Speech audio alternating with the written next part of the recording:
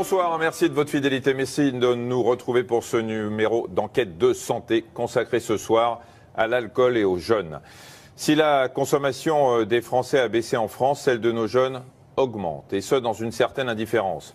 Les parents, par méconnaissance du danger du produit ou de la consommation de leurs enfants, ne s'alarment pas souvent, mais les spécialistes, eux, sont très inquiets. Bonsoir, madame. Bonsoir, Michel. Leur constat est alarmant, les jeunes boivent de plus en plus tôt, de plus en plus et surtout multiplient les ivresses. Le binge drinking, en bon français, l'alcoolo défonce, qui consiste à s'enivrer massivement et rapidement, est devenu aujourd'hui un mode de consommation courant chez les garçons comme chez les filles. Résultat, le nombre d'accidents de la route, de violences, de comas éthyliques, d'agressions sexuelles ou de contaminations lors de rapports non protégés augmente chez les jeunes. Des jeunes qui abîment leur cerveau et grèvent leur avenir. En 2009, les pouvoirs publics ont décrété l'interdiction de servir et de vendre de l'alcool aux mineurs. Mais nous le verrons, cette loi est loin d'être respectée partout et par tous. Quels sont précisément les risques pour la santé de ces jeunes? Les modes de consommation ont-ils vraiment changé? Pourquoi? Quelle attitude adopter face à nos jeunes? Comment les aider, leur en parler, les mettre en garde? C'est ce que nous aborderons avec nos invités. Des invités qui répondront bien sûr à vos questions. Vous pouvez nous les faire parvenir soit par SMS. Vous tapez votre SMS précédé de EDS comme enquête de santé. Vous l'envoyez au 41 555. Vous pouvez passer également par france5.fr ou encore tweeter via hashtag santé F5. On se retrouve après la diffusion de Jeunesse en quête d'ivresse, un film de Géraldine Zamanski. Ça va tous les concerner. En une soirée, je peux boire 4 litres de bière. Ça arrive à partir de la 5e, voire parfois de la 6e. Je voulais faire comme tout le monde, moi je voulais boire autant que les autres. Non, on avait beaucoup moins ce fléau de l'alcool. Faut vraiment pas penser ça de la jeunesse, quoi. À l'arrivée, parfois, ça dérape, si je puis dire, et il y a une agression sexuelle. Les jeunes, ils sont un marché à conquérir. C'est une bombe à retardement. Des comas éthyliques au collège, des agressions sexuelles au lycée, des soirées étudiantes mortelles. À la lecture des faits divers, la consommation d'alcool par les jeunes commence très tôt, avec des conséquences dramatiques. Pourquoi cette génération passe-t-elle plus souvent de la fête au cauchemar? Quels sont les ingrédients de ce nouveau cocktail explosif? Rencontre avec cette jeunesse en quête d'ivresse.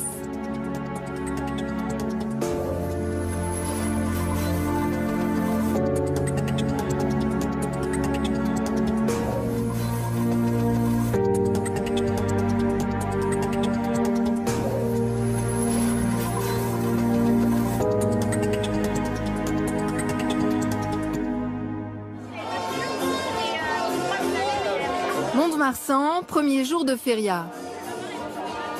Comme chaque année, Elodie et ses copines de l'équipe de basket se retrouvent ici en début de soirée. Elles ont un peu plus de 20 ans. Elles aiment profiter de ces journées où tout le monde se lâche un peu grâce à l'alcool.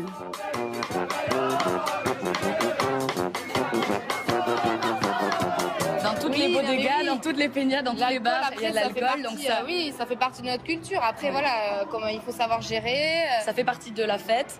On va prendre un verre et c'est autour d'un verre qu'on va discuter, qu'on va échanger. Et c'est ça qui va nouer les liens entre guillemets, quoi. Au fil des férias, nos basketteuses ont trouvé leur recette pour tenir toute la nuit. On alterne entre des boissons alcoolisées, non alcoolisées, donc du vodka, de la menthe à l'eau, voilà. Sans alcool, la fête est plus folle. On alterne. Tout va bien. Une recette que la mairie tente d'imposer. Elle demande désormais aux bodegas de servir aussi de la bière sans alcool. Car derrière la fête se cache une autre réalité qui menace ces férias. L'alcoolisation excessive. En 2009, 3 jeunes en sont morts. Ce soir, il est à peine 1h et certains ont déjà franchi la ligne rouge. Tu sais où t'es là? T'es où? T'es où? T'es à la fête de la Madeleine. Là, tu es au niveau du poste de secours de la Croix-Rouge, d'accord? Parce que t'as pas mal bu quand même. Ça va là? Est-ce que t'as mal quelque part? Non? T'as plus envie de vomir? Amenée par des amis, cette jeune fille de 18 ans ne se souvient même plus de ce qu'elle a bu. Quand elle est arrivée, elle parlait, mais c'était un peu inaudible. Voilà, on ne comprenait pas bien ses paroles, on avait du mal, on lui faisait répéter. Et là, elle commence à nous reparler, à rigoler, on arrive à la faire sourire et elle réagit tout de suite. Donc c'est quand même, voilà, elle est en train de reprendre ses esprits. C'est agréable. C'est la première nuit de la feria. Seule une dizaine de jeunes seront pris en charge. Mais au cœur de la fête, ce week-end, les civières seront toutes remplies, y compris par des mineurs. À partir de 15 ans, on commence à voir maintenant, alors qu'il y a une vingtaine d'années, c'était plutôt 21, 22 ans, les premières grosses alcoolémies prononcées. C'est un peu une nouvelle mode, c'est pas le vrai mot agréable, mais ils se retrouvent et ils boivent beaucoup d'alcool très fort. Ça, on le sait, c'est connu partout et ça descend aussi dans les férias. Ouais. Mont-de-Marsan n'est pas la seule feria à être mise en danger par ces nouvelles consommations d'alcool extrêmes de très jeunes adolescents. Nîmes, Dax, Bayonne, toutes sont concernées.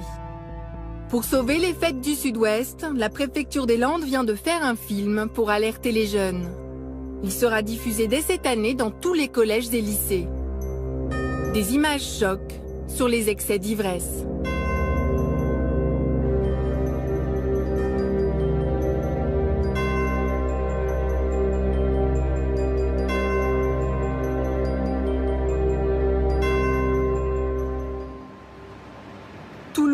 Service des urgences, 2 h du matin. Pour cet étudiant de 19 ans qui célébrait la fin des examens, la fête est terminée. Il a beaucoup trop bu. Ses amis ont appelé les pompiers en le voyant perdre connaissance. Notre ami a voulu vraiment décompresser et a fait un peu trop l'apéro. Et voilà, enfin, ça a dégénéré au bout de la soirée, il a bu et ça allait beaucoup trop loin, je pense. C'est parti trop vite et on l'a pas vu venir. Déjà plongé dans un coma éthylique à son arrivée, le jeune homme était dans un état critique. Il a dû être intubé, mis sous respirateur artificiel.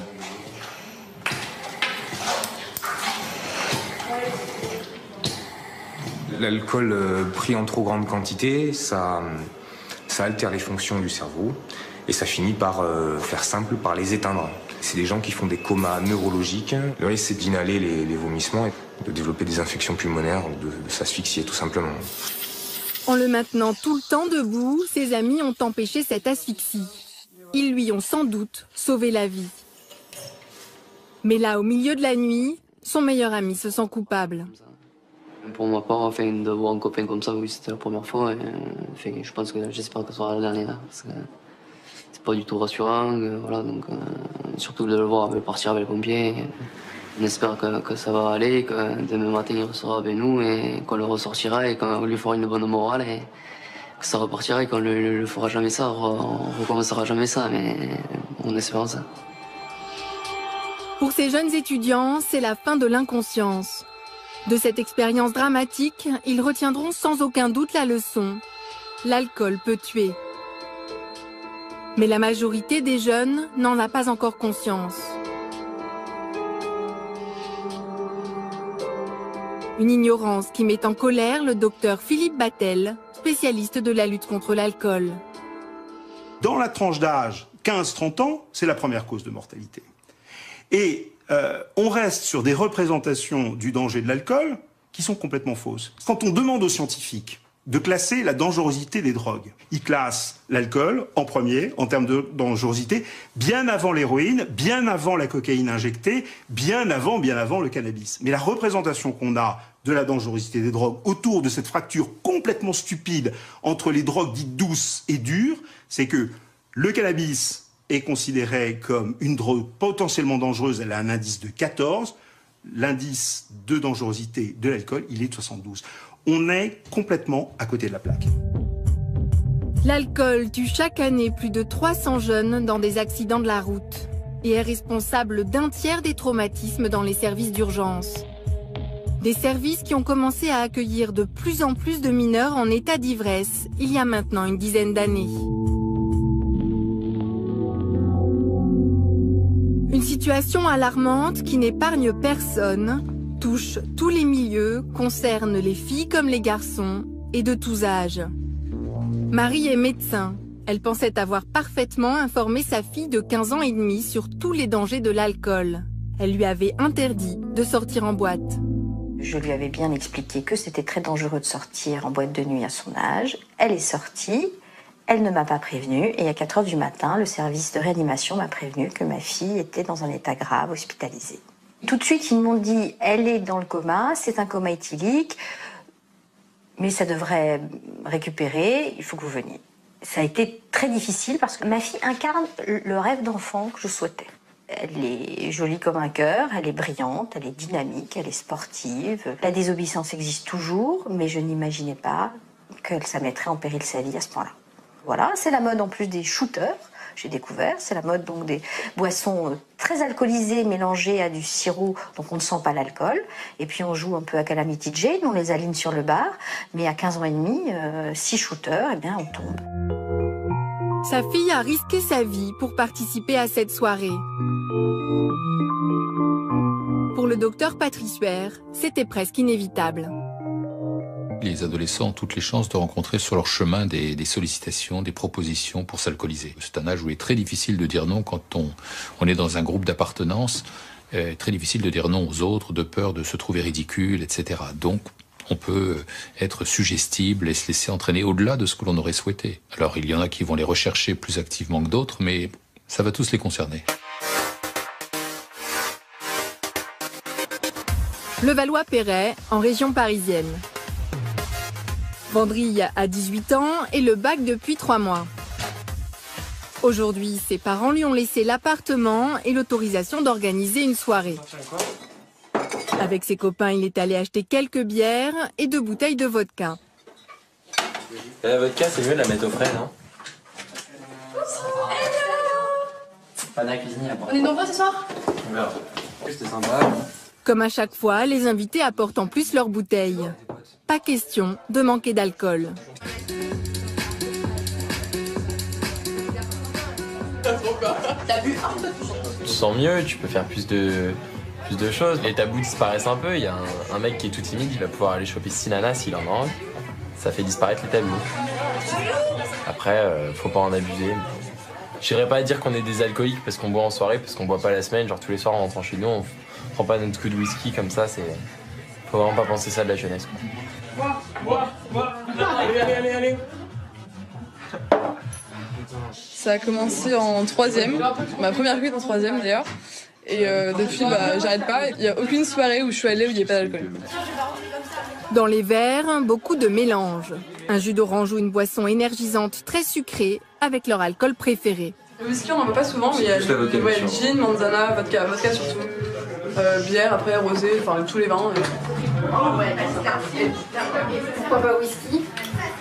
Parce que ça fait trop adulte et puis ça a plus moins mal, ça passe moins bien que la vodka. Ça passe beaucoup moins bien.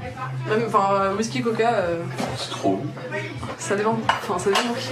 Moi, je la fous dans l'eau. Ils ont entre 17 et 18 ans et ce qu'ils adorent, c'est la vodka aux bonbons. Dès que l'eau est bout, on prend la bouteille, on la pose dedans. Comme c'est du verre, ça va pas réagir. Je fais de la chimie, je suis un ouf. Au fur et à mesure, les tagadas vont fondre et vont se diluer dans la vodka. Serre doucement, Vendredi, ça fait. Attention. Allez, à la débauche. Allez. Et elle est parfaite. Ah ouais. Ça passe tout seul. Oui.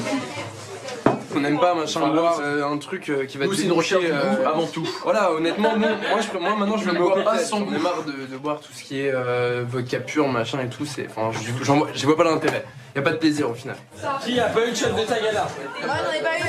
Je donne cause ceux qui sont sages. Alors, on va faire un 2. À chacun son cocktail. Je lui dis singe de nuit. On est pas sage, il s'est foutu à poil. on voit aussi. Au fil des heures, l'alcoolémie et l'ambiance montent. Pas moi qui l'ai mis, c'est toi.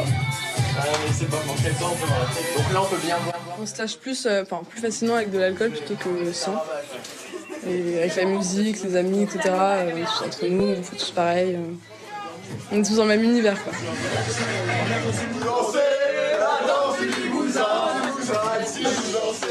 Et demain, des vidéos et des photos de ce striptease improvisé seront sans doute partagées entre les invités sur Internet.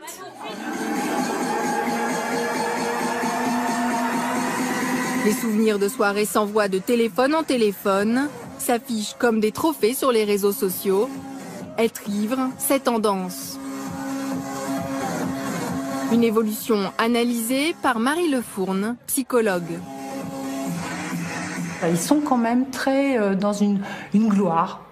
Une gloire d'avoir bu, parce que ça fait rire, parce que être ivre, il y a quelque chose de burlesque, il y a quelque chose de pitoyable, mais à la fois sympathique. Hein. Quelqu'un qui vomit, quelqu'un qui tombe, quelqu'un qui bascule, Voilà, ça c'est drôle. Et c'est quelque chose qui fait une bonne soirée. Alors c'est assez incompréhensible, c'est un des soucis, je pense. Le souci, c'est que tout peut très vite basculer.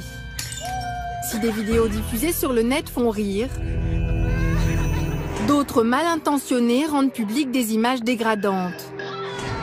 L'ivresse extrême rend vulnérable, fait perdre le discernement. Des jeunes sans défense au point d'être de plus en plus souvent victimes d'abus sexuels. Un soir, cette jeune fille que nous appellerons Mathilde a accepté d'aller à une soirée où elle ne connaissait pratiquement personne. J'avais 15 ans et demi, 16 ans. J'étais en seconde. J'étais allée à une soirée juste à côté de chez moi. Et donc, je me souviens, on buvait de la bière, tout ça. On buvait des shooters de vodka pur. Je voulais faire comme tout le monde. Moi, je voulais boire autant que les autres, tout ça. En plus, on a fait des petits jeux d'alcool aussi au début. Je m'en souviens plus très bien, mais voilà, je me souviens qu'on faisait des petits jeux d'alcool. Genre, chacun notre tour, on devait boire un cul sec, un verre, tout ça. En fait, c'est surtout un garçon et son groupe de copains qui l'incitent à boire. Ils disaient allez, bois encore. Moi, je savais pas, du coup, je les écoutais et je buvais, sans me poser trop de questions. Parce que je voulais sûrement être dans un état, comme c'était une de mes premières cuites, du coup, je savais pas ce que ça faisait d'être vraiment mort. Je voulais sûrement tester ça. Après, j'ai des souvenirs un peu vagues, mais je me souviens qu'il m'avait emmené dans les toilettes avec lui, il avait mis son pantalon, il voulait que je lui fasse certaines choses. Après, je me souviens de leur pousser, avoir réussi à sortir.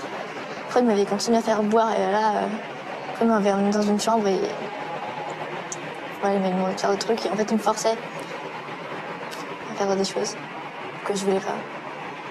Et toi, tu pouvais pas te défendre? Non, j'avais pas de force, et puis il me tenait ma tête, il me tenait par le bras et tout, pour pas que je bouge.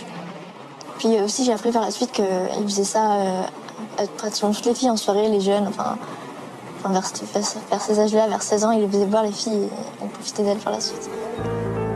Mathilde a mis des mois avant de comprendre qu'elle avait rencontré un prédateur, des mois avant d'arriver à raconter son viol. Je me suis retrouvée un peu toute seule face à la situation. J'en ai pas parlé à mes parents parce que j'ai pas voulu qu'ils soient au courant. J'en ai parlé à des copines, certaines copines. C'était assez dur d'en parler parce que je pleurais tous les soirs pour ce qui m'était arrivé. J'avais peur d'avoir le sida, tout ça. Puis j'aurais pu porter plainte contre le viol que j'avais subi. Mais comme il faut être majeur pour porter plainte, je voulais pas en parler à mes parents parce que je voulais pas qu'ils sachent ce qui s'était passé. Du coup, je leur ai dit un an après, vers mes 17 ans. C'était trop tard pour porter plainte. Donc voilà. Et je l'ai jamais revu, donc heureusement. Mathilde peut encore porter plainte. Pour un viol sur mineur, la prescription est de 10 ans après la majorité.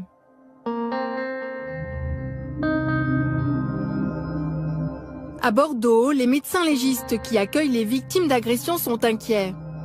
De plus en plus de mineurs viennent aujourd'hui solliciter leur aide. Certaines de ces jeunes filles, d'une manière un peu plus rare, jeunes garçons, se présentent extrêmement angoissées parce que se sont retrouvées le lendemain de la soirée dans une maison ou un lieu qu'ils ne connaissaient pas, avec une tenue qu'ils ne reconnaissaient pas. Ils sont partis habillés d'une façon la veille et le lendemain ils se retrouvent habillés d'une autre façon. Ils et elles, surtout quand ce sont des filles, mais encore une fois nous avons également des hommes, supposent ou craignent qu'ils aient été victimes d'agressions sexuelles. Ces examens sont pratiqués lorsque les victimes ont eu ces trous noirs provoqués par l'alcool ou lors de viols collectifs sur des jeunes trop ivres pour se défendre. Ce qui est tout à fait frappant, c'est que tout le monde est concerné. Ça touche un milieu beaucoup plus favorisé, d'étudiants, bourgeois. Souvent, ces jeunes filles nous racontent qu'au départ, elles partent délibérément faire la fête avec leurs copains, leurs frères même. Et à l'arrivée, parfois, effectivement, ça dérape, si je puis dire, et il y a une agression sexuelle. Parce qu'une fois que tout le monde est très enivré, ben, il n'y a plus de barrière sociale, il n'y a plus de barrière morale, il n'y a plus rien, il n'y a plus de barrière du tout. Désormais plus précoces et plus intenses, les premières alcoolisations des ados sont à haut risque. Adeptes des mélanges sucrés qui masquent le goût des alcools forts, ces jeunes ne maîtrisent pas le danger. Cette génération recherche-t-elle davantage l'ivresse que celle de ses parents? Quelles sont les conséquences sur la santé de ces nouveaux modes de consommation?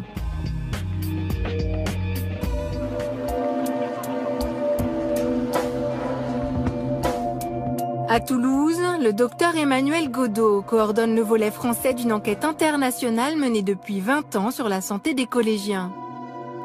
60% des enfants ont déjà goûté à l'alcool à l'entrée au collège. Et la première ivresse, c'est vers 13 ans. Ça a augmenté dans les années 90 et maintenant, ça reste stable. Il n'y a pas plus d'enfants dans la population qu'on observe qui nous déclarent des ivresses. Par contre, c'est une augmentation des ivresses répétées, de ces formes d'alcoolisation excessive dans lesquelles on boit pour être ivre. Ça a augmenté et ça continue d'augmenter. Mais on n'est pas encore dans des situations aussi catastrophiques que, par exemple, en Angleterre ou au Danemark. L'enquête conclut à l'apparition d'usages plus anglo-saxons, des consommations épisodiques mais importantes dans une perspective de défonce. C'est ce qu'on appelle le binge drinking. Ce binge drinking, en français alcoolo-défonce, vient des campus américains et anglais. Il est arrivé chez nous par les grandes écoles. Depuis 10 ans, il s'est répandu dans tous les milieux étudiants et même certains lycées. Aujourd'hui, plus d'un jeune de 17 ans sur 2 l'a déjà testé. C'est parti là, c'est parti.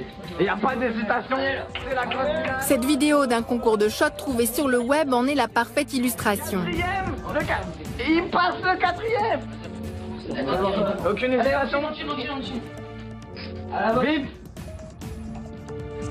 Boire beaucoup, vite, pour atteindre rapidement un état second.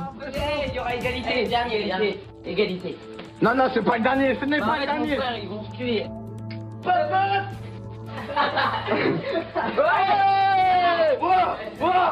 Ça, c'est des bêtes, mon frère.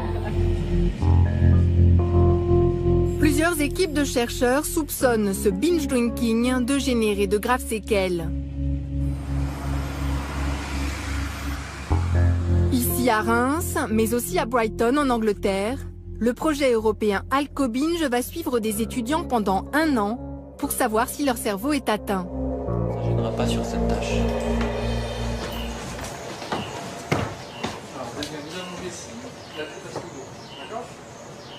Ce jeune homme est l'un des 80 volontaires de l'étude. D'après le questionnaire qu'ils ont rempli, 40 sont binge drinkers et 40 ont des consommations d'alcool plus modérées. Aujourd'hui, ils passent une série de tests dans l'IRM. Vous êtes prêts? Oui. On va faire la première tâche avec les flèches. Vous vous appuyez avec l'index quand la flèche est orientée vers la gauche, avec le majeur lorsqu'elle est orientée vers la droite, et vous n'appuyez pas si elle est rouge. Oui, d'accord. Ce que l'on voudrait mettre en évidence, et on a déjà des indices dans la littérature, c'est que ce mode de consommation qui alterne des phases d'ivresse intense, puis des phases de sevrage dans lesquelles il n'y a pas de consommation, puis à nouveau des phases de consommation intense, sont très délétères pour le cerveau. Ça va? Oui, c'est bon.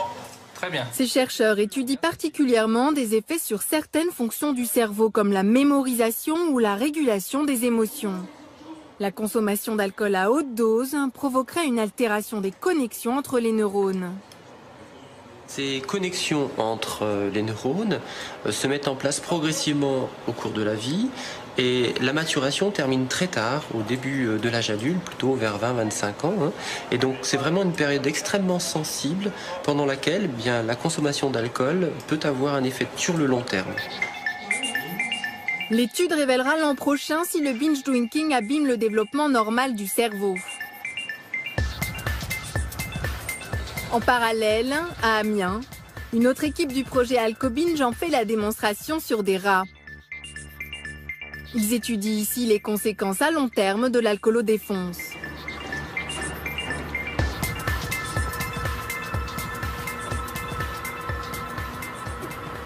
Donc là, on a un animal, un rat, qui a été exposé à l'adolescence à des expositions d'alcool répétées, de type binge drinking, entre l'âge de 28 jours et 50 jours.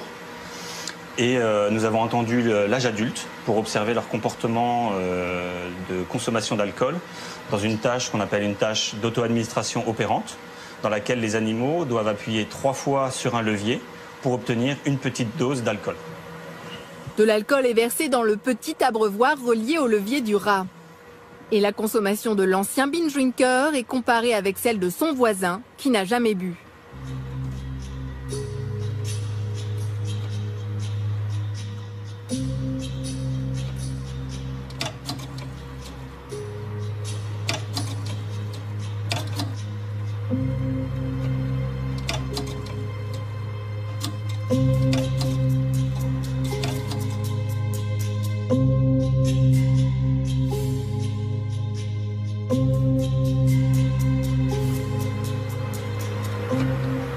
Donc dans cet exemple, cet animal a fait 107 appuis en une demi-heure, mais nous avons déjà vu des animaux qui ont pressé beaucoup plus et en fait ils ne consacrent leur comportement qu'à appuyer pendant 30 minutes, non-stop, en continu. Ces résultats semblent montrer qu'une exposition à l'adolescence à l'alcool provoquerait à l'âge adulte en fait une propension à consommer de l'alcool de manière plus importante que si les animaux n'ont pas été exposés pendant l'adolescence. Ces rats risqueraient davantage de devenir alcooliques. Mais des recherches sont encore à réaliser pour préciser cette hypothèse.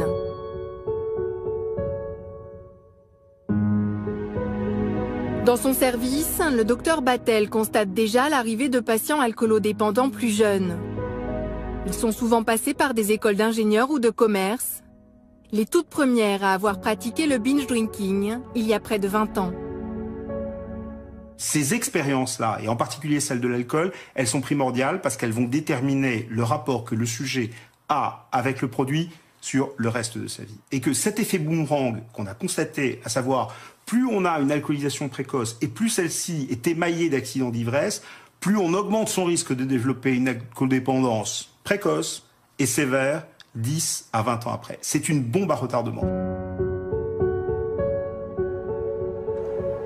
Adolescent, Patrice sortait et buvait le week-end. Jamais il n'aurait imaginé que ces ivresses de jeunesse le conduiraient tout droit à l'enfer de l'alcoolisme. Un enfer dont il est sorti il y a 6 ans grâce à une cure et au soutien d'une association d'anciens malades. J'étais fêtard, voilà, fêtard. Et puis au fur et à mesure qu'on a de la pratique, on va dire, on est obligé d'augmenter les doses pour avoir l'effet qu'on recherche, puisque c'est un effet qu'on cherche, hein. C'est pas juste pour le plaisir. Moi, j'ai augmenté les doses à 25, 30 ans pour une consommation régulière aux alentours d'une quarantaine d'années. Et puis alors là, oui, à 40 ans, voilà, j'étais malade, quoi. Patrice buvait seul, tous les jours, du matin jusqu'au soir. Pendant des années, il s'est caché de sa famille et de ses collègues. J'ai un trou de 6 mois. Je ne sais pas ce que j'ai fait pendant 6 mois. Je m'étais anesthésié. C'était dès le matin, oui, puisque quand j'ai arrêté, c'était 10 h du matin. Un mécanicien qui travaillait avec moi m'a dit « T'arrêtes tes conneries, t'es bourré ». 10 h du matin, oui, il avait raison. C'est lui qui m'a fait arrêter, de toute façon.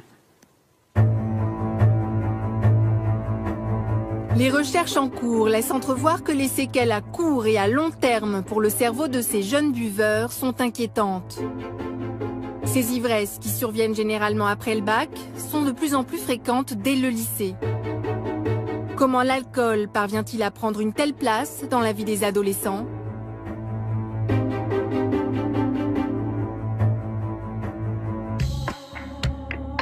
« 350 millions d'euros. C'est ce que dépensent chaque année en France les 17-18 ans pour acheter de l'alcool. Et les producteurs ne sont jamais à court d'idées pour continuer à développer ce marché. Un rouleau compresseur contre lequel lutte depuis des années le docteur Alain Rigaud. Les jeunes, pour les producteurs de boissons alcooliques, les alcooliers, comme on dit, sont un marché à conquérir. Parce que les initiés d'aujourd'hui seront les consommateurs plus ou moins réguliers de demain. Et on cherche à conquérir aussi les filles, ça s'appelle élargir l'assiette du marché. Et les filles, on cherche à les séduire avec les boissons sucrées, les vins doux, les apéritifs, et ça marche aussi avec les plus jeunes. Preuve de l'efficacité de ce marketing, Vendry, notre organisateur de soirée. Il expose dans sa chambre sa collection de trophées. Je les trouve jolis. Celle-là, je l'ai ramenée du Brésil. C'était une des cuites de ma meilleure amie au Brésil. Donc là, par exemple, ça, c'est ma première cuite. J'avais une soirée, je partais pour la soirée. J'avais acheté ça au supermarché avec une amie. Et je m'étais dit que c'était de la vodka, mais de la vodka à la pomme, parce qu'il y a marqué Green Apple dessus. Je me suis dit, c'est comme de la manzana, c'est pas fort, ça se boit comme ça. En fait, non, pas du tout. Et en partant de chez moi, j'ai pris la bouteille. Je l'ai mise dans une bouteille en plastique pour la boire sur le chemin en allant à la soirée. Je suis jamais arrivé à la soirée. Et la blackout totale. Pas que je me souvienne de rien, mais je sais que j'ai très mal fini la soirée, qu'une heure plus tard, j'étais chez moi dans ma douche. Donc ça, c'est ma première soirée. C'est ma première cuite. C'est assez nostalgique de regarder la bouteille.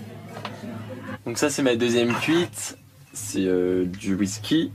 C'est plutôt pour un âge différent en général. Les jeunes de mon âge n'aiment pas trop ça.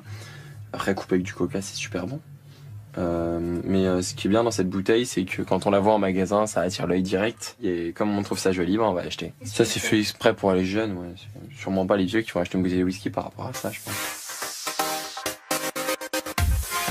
Même s'ils ne sont pas dupes, les jeunes sont des cibles parfaites. Les producteurs d'alcool créent des univers à leur couleur, avec des éditions limitées à collectionner sur leurs étagères. Et des contenus toujours sucrés, adaptés à leurs papilles.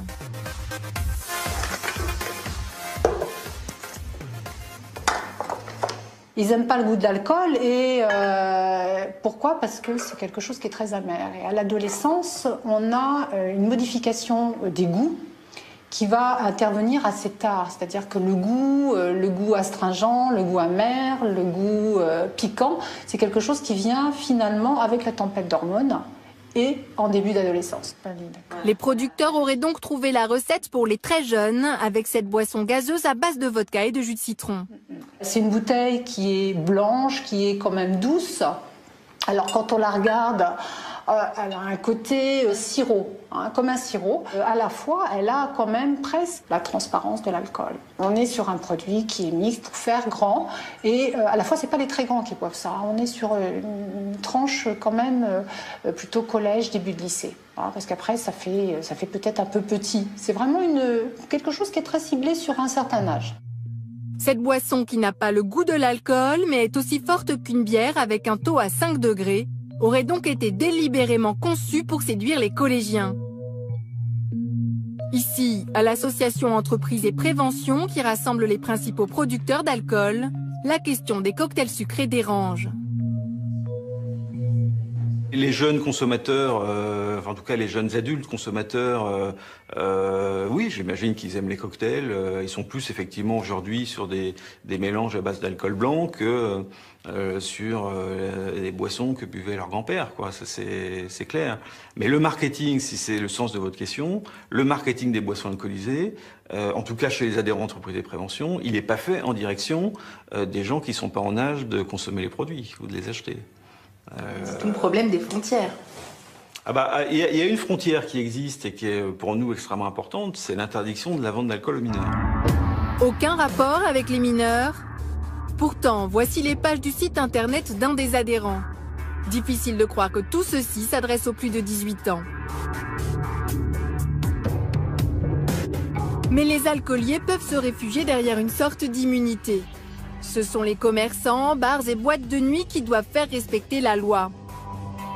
La loi, c'est celle du 21 juillet 2009. Elle décrète l'interdiction complète de vendre de l'alcool aux mineurs. Une loi encore très mal appliquée.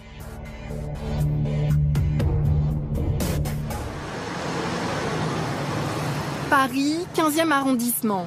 C'est exactement comme ce que je dis au quotidien avec les potes. Gabriel, 15 ans, t-shirt rouge, et Martin, 17 ans, ont l'habitude d'acheter de l'alcool sans aucun problème. Aujourd'hui, ils organisent une petite soirée. Nous les avons suivis en caméra cachée dans un supermarché pendant leurs courses. Ouais, voire 3. Comme ça, on en a 3, prendre 3. Hop. Si tu voulais pas prendre des bières aussi. On peut prendre 1, 2, 3 bières. Une journée, on prend un petit pack. Vas-y.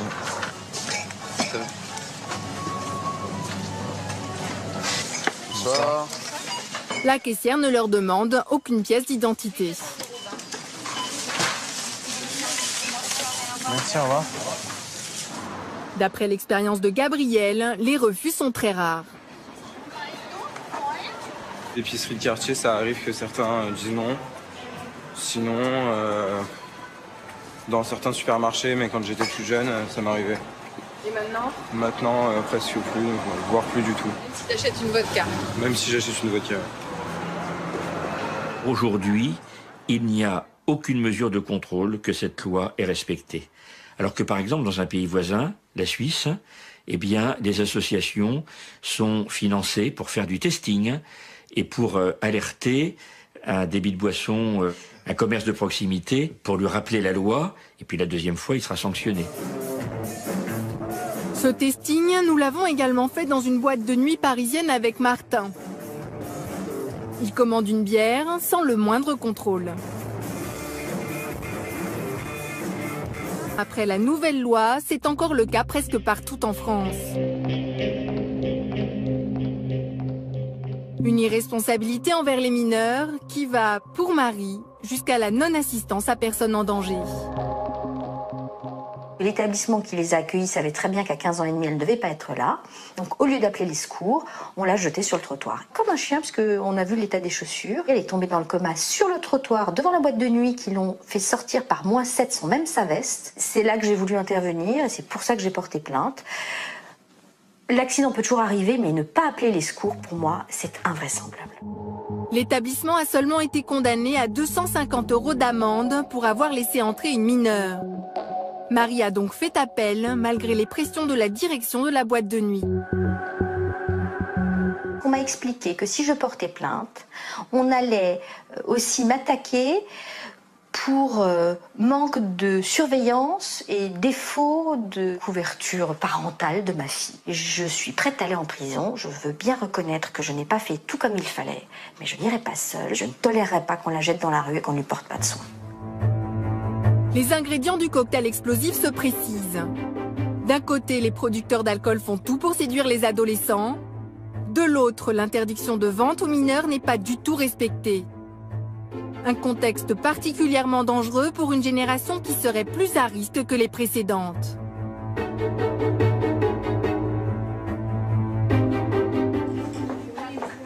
Nous retrouvons Gabriel et Martin avec leurs invités.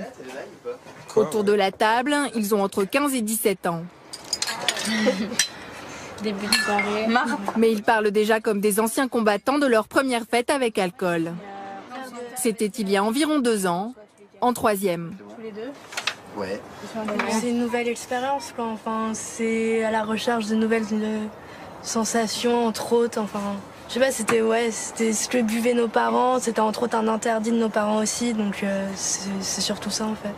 Quand on était jeunes, on nous a beaucoup parlé des dangers de l'alcool, de faire attention, que c'était mal. Et du coup, c'est aussi une recherche par rapport à la contradiction qu'on veut faire à nos parents. C'était aussi une recherche un petit peu de ce que c'était justement les dangers de l'alcool. C'était une volonté de faire une expérience nouvelle. Envie de tester l'alcool et d'enfreindre l'interdit, cela fait partie du parcours normal des ados. Mais cette soif d'expériences nouvelles serait encore plus forte pour cette génération. Aujourd'hui, on a le résultat d'excitation précoce chez les tout-petits, qu'on retrouve de plus en plus dès le berceau, avec des berceaux remplis d'objets qui font du bruit, des lumières et tout, pour les stimuler, les solliciter le plus tôt possible, pour développer leurs compétences. Et on pourrait dire qu'on va retrouver, au moment de l'adolescence, avec toutes les questions identitaires qui se posent, un besoin pour avoir un sentiment d'existence, un besoin d'excitation. Un besoin de plus en plus précoce. Nos lycéens ont découvert l'alcool autour de 15 ans. Leurs petits frères et sœurs accélèrent le mouvement. Cette accessibilité plus rapide, que ce soit pour la clope, l'alcool, la sexualité, on a l'impression que tout est de plus en plus rapide, de plus en plus vite, de plus en plus tôt. Maintenant, moi, je vois, ça arrive à partir de la 5e, facilement de la 5e, voire parfois de la 6e. Cette expérimentation de l'alcool dès le collège peut gravement déraper pour des adolescents plus vulnérables. Arthur a 19 ans, il a commencé à boire en 3e.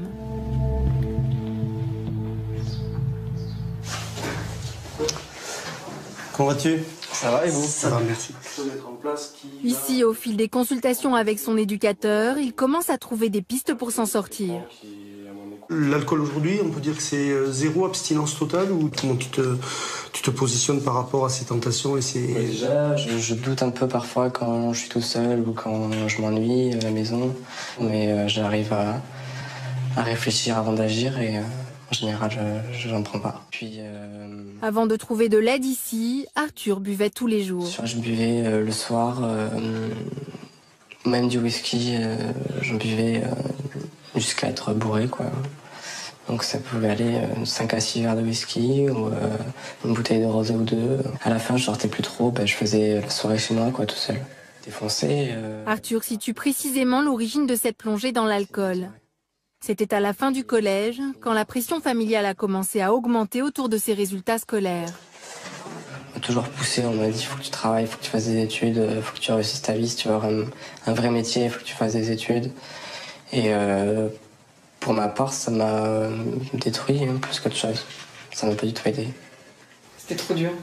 Pour moi, oui, c'était trop dur. Je pouvais pas supporter ça. Et puis, il y a eu des éléments qui ont fait que... Voilà, ma vie était pas rose. Et puis, j'ai craqué, quoi. Donc, j'ai fait avec ce que je pouvais. Donc, voilà, c'était le plus facile, l'alcool. Et puis... Un engrenage de plus en plus fréquent dans une société où les jeunes doivent faire face à un avenir très incertain. De ces produits. L'engouement des jeunes pour l'alcool, il s'explique avant tout par son caractère anxiolytique, c'est-à-dire celui qui va diminuer la notion de stress, le stress compétitif, le stress d'acquérir ou pas un statut social, et que c'est finalement un produit et une drogue qui est accessible, pas cher, et en plus qui jouit d'une réputation sociale française plutôt positive. Donc qu'on ne s'étonne pas que ça soit le produit le plus consommé. Comment mieux protéger nos adolescents face à l'alcool? Parents, écoles et pouvoirs publics, chacun a son rôle à jouer. Mais cette génération qui fait tout en accéléré exige de nouvelles réponses.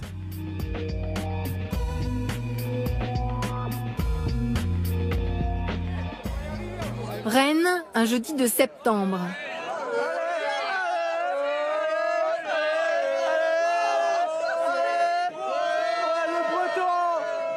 C'est la rentrée universitaire, une des nuits les plus alcoolisées de l'année. Certains viennent de Quimper ou de Saint-Malo. Impossible de rater cette énorme fête. Dans une boîte de nuit, un verre ça coûte 10 €.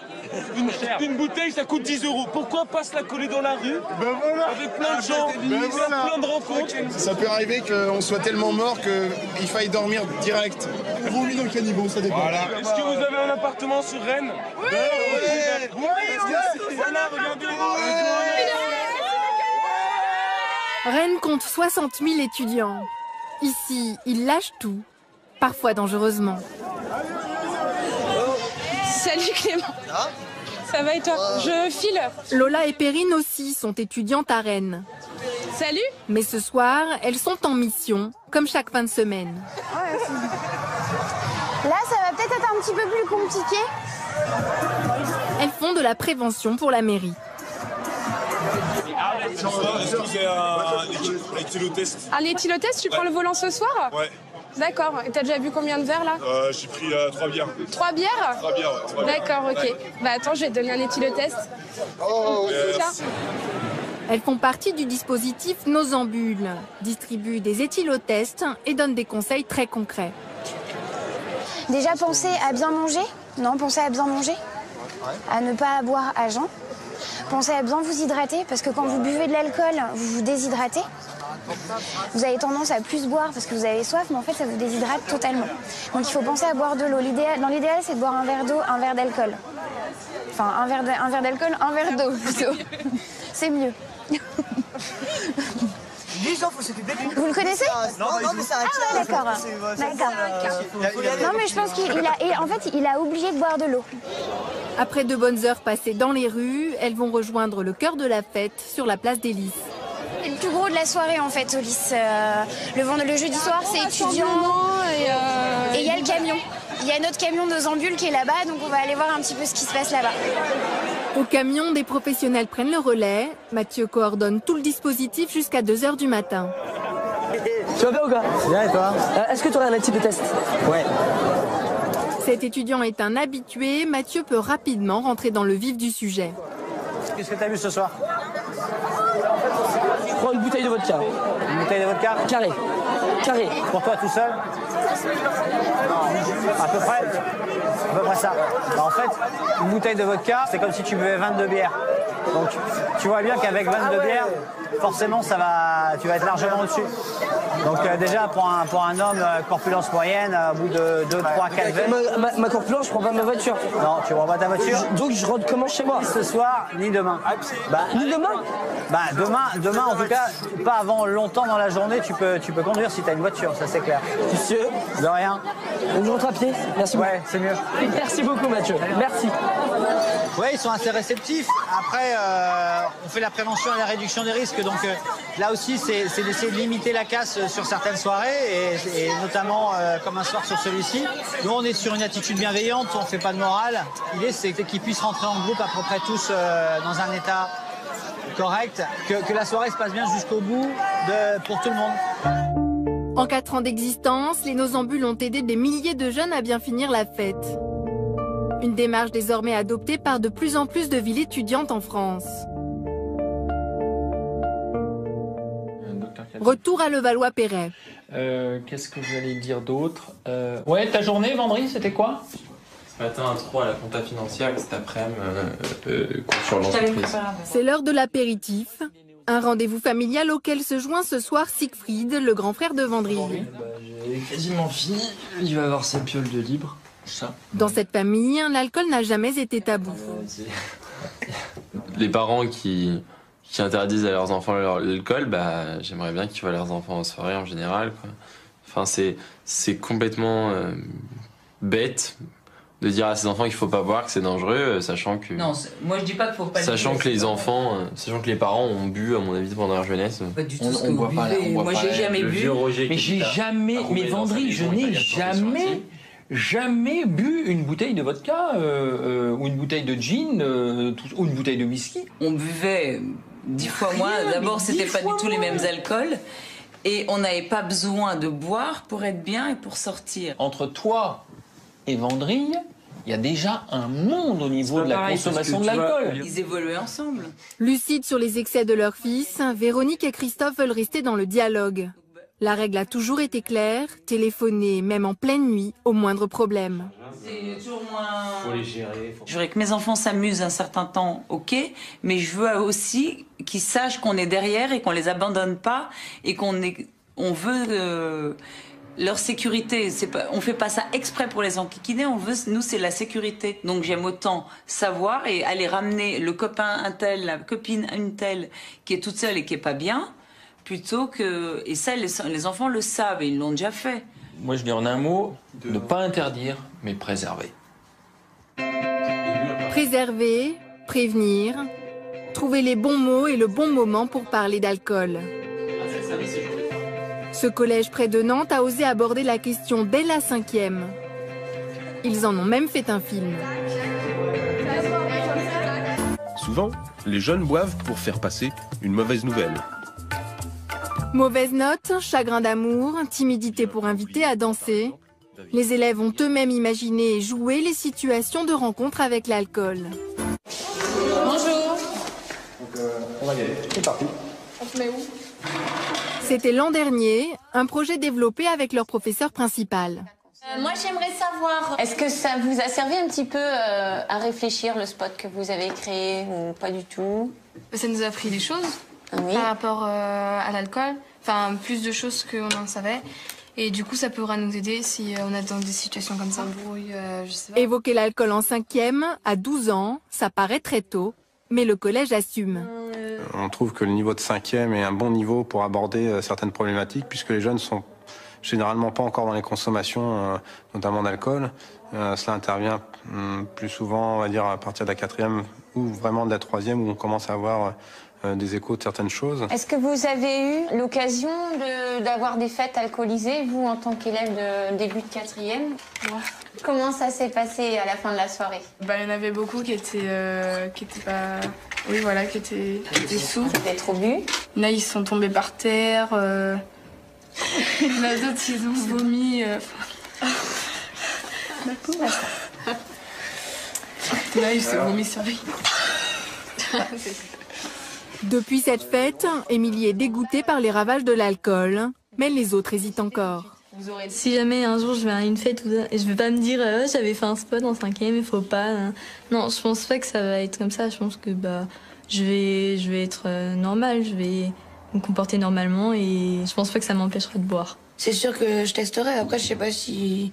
Enfin, après, je sais pas, ça c'est à voir plus tard, mais peut-être que je ferai un peu plus attention quand même à la quantité. Et plus tard, tu penses que ce sera quand? Je sais pas, dans 1 ou 2 ans, même pas. Après, c'est pas... Enfin, voilà, peut-être une fois, mais après, c'est pas jusqu'à plus savoir ce que je fais ou des choses comme ça, quoi.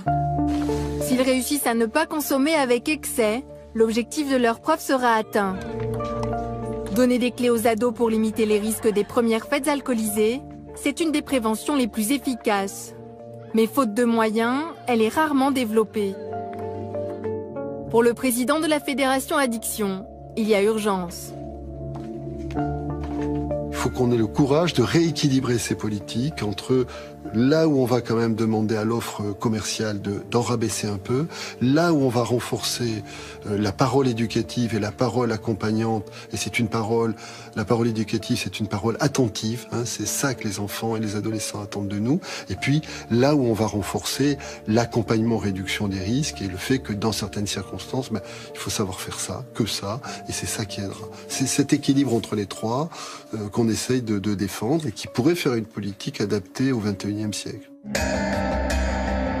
Face au nouveau péril de l'alcool, cette politique du XXIe siècle doit rassembler les familles, les enseignants, comme les pouvoirs publics. Pour mieux protéger Lilian, Émilie, Julie, Gabriel, Martin, Vendry et sa bande, il faut s'adapter au rythme de ces adolescents qui vivent plus vite et plus fort, pour que leur quête d'ivresse ne se transforme pas en immense détresse. Voilà pour ce document édifiant de Géraldine Zamanski, Maxime Souville et Pierre-Luc Perrin. Retour sur le plateau d'Enquête de santé en direct avec Benoît Thévenet à mes côtés qui va remplacer Marina qui est un peu souffrante ce soir, et nous aurons avec nous des invités. Oui, 5 invités qui sont autour de cette table. Madame Danielle Jourdain-Méninger qui est présidente de la MILT, c'est la mission interministérielle de lutte contre la drogue et la toxicomanie. À côté de vous, le docteur Philippe Battel, addictologue à l'hôpital Beaujon, c'est à Paris, à la PHP. Jean-Pierre Coutron, qui est psychologue, président de la Fédération Addiction. Didier Spirini, qui est président de l'association La Source des Landes. Et Alexis Capitan, directeur général d'entreprise et prévention. Bonsoir à tous, merci d'être là. Nous, quand on a vu avec Michel et Marina ce documentaire, en tant que parents, ça nous a vraiment inquiétés. On voudrait savoir, un petit tour de table, peut-être si vous aussi, ce qu'on a vu là ce soir, ça vous inquiète. Madame Jourdain-Méninger. Oui, ça m'inquiète parce que ce sont des jeunes, parce que c'est l'avenir de notre pays et parce qu'on a le sentiment que tous les acteurs qui devraient être impliqués dans l'accompagnement de ces jeunes ne savent pas très bien quoi faire. Donc c'est ça qui est inquiétant, mais il y a des réponses. C'est ce qu'on va essayer d'apporter ce soir. Philippe Battel, vous qui êtes psychiatre. Moi, mon inquiétude, elle est toujours sur l'inadéquation qu'on a entre la représentation des dangers qu'on se fait, des drogues en général, et la banalisation de la question de l'alcool. Et elle intervient à ce moment-là, à un moment essentiel qui est les premières expérimentations, dans quelque chose qui va d'emblée s'inscrire dans quelque chose d'authentiquement toxicomaniaque. Et cette inquiétude-là, c'est quelque chose qui existe depuis plus de 10 ans. Il y a 10 ans, on a demandé à Bernard Roch, un éminent pharmacologue français, de classer la dangerosité des drogues. Il avait déjà mis l'alcool en avant. David Nutt vient de le faire avec le Lancet, il le met encore. Et on a toujours un discours autour de ce produit qui est teinté de quelque chose de plutôt sympathique et français. Vous êtes plutôt inquiet en tant que professionnel? Oui, je suis inquiet. Je suis inquiet parce que je vois bien qu'il y a une prise de conscience qui doit encore s'effectuer et qui est difficile parce qu'il y a toujours cette chape de plomb autour de l'alcool, grand liant finalement français et avec une valeur très très positive. Jean-Pierre Coutron, pardon. Inquiétude? Oui, enfin, c'est difficile de ne pas être inquiet et en même temps, on a des débuts de réponse. C'est-à-dire que l'inquiétude, on l'a parce qu'on voit comment un produit très culturellement ancré, l'alcool, avec cette notion de fête qui est très partagée, est en train un peu d'échapper. Et puis, le début de réassurance qu'on peut avoir, c'est qu'on voit comment petit à petit, on est en train d'essayer de tricoter vous le dites dans le film, hein, les nouvelles façons d'agir, les nouvelles façons d'accompagner, de mobiliser les familles, les acteurs. Donc voilà, un sentiment partagé entre une inquiétude et puis le fait qu'il y a quand même des choses qui bougent. Oui. Didier Spirini, vous, on rappelle que vous êtes président de l'association La Source des Andes, vous intervenez beaucoup localement. Hein, je suis le directeur de La Source, hein, merci. Directeur de La Source. Et vous intervenez beaucoup auprès des adolescents, vous aussi, une inquiétude C'est un sentiment très partagé parce que on voit bien dans le département des Landes, et je crois que le témoignage de ce reportage nous apporte plusieurs réponses. La première, c'est que les jeunes sont aussi capables de mettre en place des processus à la fois de réduction des risques, mais aussi de prévention. Les 3 jeunes filles au début de ce témoignage nous disent qu'elles alternent un peu de bière et qu'elles alternent en même temps un peu de sirop de menthe. Oui. On n'a pas de raison de ne pas les croire. Mais la réalité, c'est que dans un système qui est parfaitement régulé, comme les fêtes des Landes, c'est-à-dire 1 200 000 personnes qui se déplacent à Dax et Mont-de-Marsan, dans un système parfaitement régulé sous l'autorité du préfet, il n'y a pas d'incident particulier. La sécurité routière montre bien dans notre département qu'on a gagné presque 6 vies. On a gagné 6 vies en une année, 20% d'accidents de moins. Ça veut dire qu'il y a, dans un département comme celui-là, dans un système parfaitement régulé, eh bien, on a effectivement des résultats qui sont probants. Alexis Capitan, on reprécise que Entreprises et Prévention, c'est une structure qui est financée par les producteurs d'alcool. Oui. C'est à ce titre-là que vous êtes là ce soir. Est-ce que vous êtes inquiet par le film ou inquiet pour les ventes d'alcool? Non, là, il n'est pas à s'inquiéter. Moi, mais si M. Coutron disait il y a une petite prise de conscience, quelque chose évolue, est-ce que ça vous inquiète? Moi, je constate qu'on est face à un phénomène qui est grave, qui est inquiétant, à cause des conséquences à court terme qu'on a vues, les accidents, la sexualité non protégée, la violence, les conséquences sur le cerveau, les conséquences à long terme, les risques de dépendance à l'âge adulte. Donc il y a un vrai problème qui est extrêmement inquiétant. Et je dois vous dire que les producteurs de boissons alcoolisées, mes adhérents, sont extrêmement mobilisés sur le sujet, via l'association que je dirige, mais aussi avec tout un ensemble d'actions de prévention. J'espère qu'on aura l'occasion évidemment de parler de prévention. Et je pense qu'il est vraiment urgent de mettre au point des stratégies préventives efficaces dans ce pays où finalement on investit très peu à la fois sur la recherche et sur la prévention. Donc il y a beaucoup de choses à dire sur la prévention. J'espère que je ne serai pas interrogé uniquement sur les aspects marketing, mais j'y répondrai bien volontiers. Vous serez forcément aussi interrogé sur le marketing qu'on a bien vu dans le doc et bien évidemment, même si vous l'avez dit dans notre document, que vous ne faisiez pas du marketing à destination des jeunes, puisque la loi vous l'interdit, bien sûr, ça n'empêche de créer de nouveaux produits plus sucrés et qui ont plus tendance à plaire aux jeunes. Et là aussi, on l'a bien vu. On vous interrogera aussi sur la prévention tout à l'heure. Philippe Battel, beaucoup de questions qui arrivent bien sûr. Les jeunes boivent-ils vraiment plus qu'il y a 15 ans? Nous, quand on parle de notre génération, on le disait tout à l'heure, on prenait des cuites. Enfin, je ne connais pas beaucoup de gens jeunes qui n'ont pas pris une cuite au moins une fois dans leur vie. Mais bon, voilà, ça restait une fois de temps en temps, c'était assez exceptionnel. Est-ce qu'aujourd'hui, ça a changé? Alors, clairement, ce que nous disent les enquêtes, c'est qu'il n'y a pas de réelle précocité des premières ivresses. On est à peu près stable, il y a un tout petit recul, mais sur les 20 dernières années, la précocité est relativement faible. C'est-à-dire l'âge de la première ivresse. Sur le mode d'alcoolisation, là, il y a eu un changement qui est absolument radical. En particulier, ces alcoolisations importantes qui sont motivées autour de la question de l'ivresse. C'est-à-dire que l'ivresse, c'est un accident toxicologique qui arrive d'ailleurs à 80% des utilisateurs d'alcool dans leur vie, et c'est bien normal. Et quand on est ado, on ne connaît pas la quantité d'alcool suffisante pour être bien, et celle au-delà duquel on n'est plus bien et on rentre dans l'ivresse. Donc, ils boivent de manière beaucoup plus fréquente dans des quantités plus importantes. Donc la consommation d'alcool, globalement en France, elle a diminué de manière très très importante dans toutes les classes d'âge depuis un siècle. Elle commence à se stabiliser, la diminution est beaucoup plus faible sur les 2 ou 3 dernières années, et dans la population des jeunes, elle est en légère augmentation sur cette période. Mais ce qui change vraiment, c'est l'alcoolisation massive en une fois. Plus de 5 verres pour les garçons, plus de 3 verres pour les filles en une seule fois. Et vous venez de dire, ils ne savent pas la quantité d'alcool pour être bien. Ça veut dire que vous reconnaissez que c'est un plaisir de boire de l'alcool? Bien évidemment. Bien évidemment. Est-ce que ce plaisir doit être affiché, affirmé, pris en compte ou combattu? Il existe partout, il est dans la problématique. Non, enfin, je crois que c'est quelque chose qu'on connaît bien dans des problèmes d'addiction. Et c'est que on aime ça parce que ça apporte du plaisir. Et reconnaître que ça apporte du plaisir, c'est le début du travail qu'on peut faire avec les personnes qui vont être soumises à ces comportements. Ensuite, aller vers le plaisir, ça s'apprend.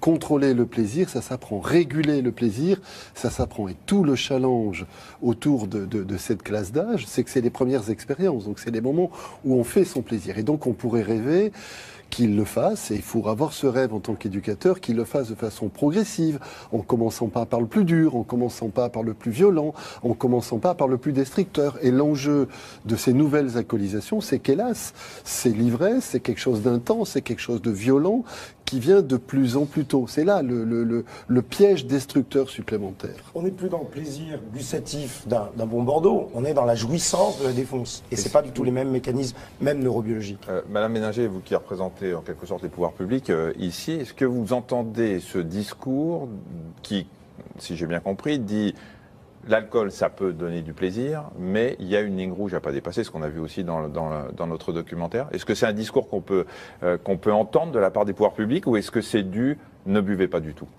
Non, c'est un discours qu'on peut entendre et qu'on doit entendre de la part des pouvoirs publics, mais le message qu'il faut faire passer, c'est de dire à ces jeunes le plaisir, la fête, la musique, le fait d'être ensemble. Pourquoi est-ce que ça devrait obligatoirement s'accompagner de l'ivresse? Et l'ivresse avec tout ce que ça implique, l'accident de la route, les accidents sexuels, les viols, enfin les services des urgences nous le disent. Et c'est ça le message qu'il faut faire passer. Pas un discours moralisateur, pas un discours culpabilisateur. Les jeunes ne nous écouteraient pas. Il faut au contraire leur dire: quelle représentation avez-vous de faire la fête? On a tous fait la fête. Mais l'ivresse comme ça, essayez de ne pas faire ça. Sans aller jusqu'à faire la fête, on nous dit, mon mari et moi buvons du vin au dîner devant nos enfants, devons-nous arrêter pour ne pas les inciter à boire? Parce qu'on imagine que le documentaire a suscité beaucoup de questions dans les familles. Ouais. Donc voilà, des questions très basiques comme celle-ci. Et ça, Didier Spirini, ça, on est dans le modèle parental. Est-ce que ça veut dire qu'aujourd'hui, on ne doit pas prendre un apéro devant ses enfants, que les fêtes arrivant, il faut mettre les enfants dans une pièce pendant qu'on prend le champagne? Ne changez rien. J'ai envie de dire ne changez rien, parce que je crois que la consommation d'alcool dans toutes les familles de France, elle est légion. Je crois que c'est la limite peut-être à pas passer, à pas dépasser. Aujourd'hui, les premières alcoolisations, l'air de rien, elles se passent où? C'est en famille. C'est souvent lors d'une première communion d'un des enfants, c'est gustatif. Et on voit bien qu'on est dans une dynamique familiale, et c'est dans cette dynamique familiale qu'a lieu la première alcoolisation. La première période où la personne est un peu fatiguée de son ivresse, eh bien c'est en famille. Je crois que ce sont des choses qu'il faut échanger avec les jeunes. Quand les enfants sollicitent un peu de vin, on peut imaginer parfois qu'on peut les éduquer, pourquoi pas. Mais les éduquer, c'est aussi prévenir, c'est-à-dire c'est aussi accompagner.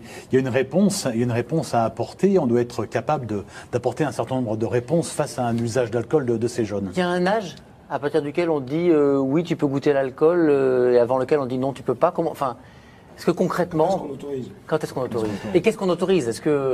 Quand est-ce qu'on autorise la goutte de vin à table et quand est-ce qu'on autorise l'alcool dans la fête?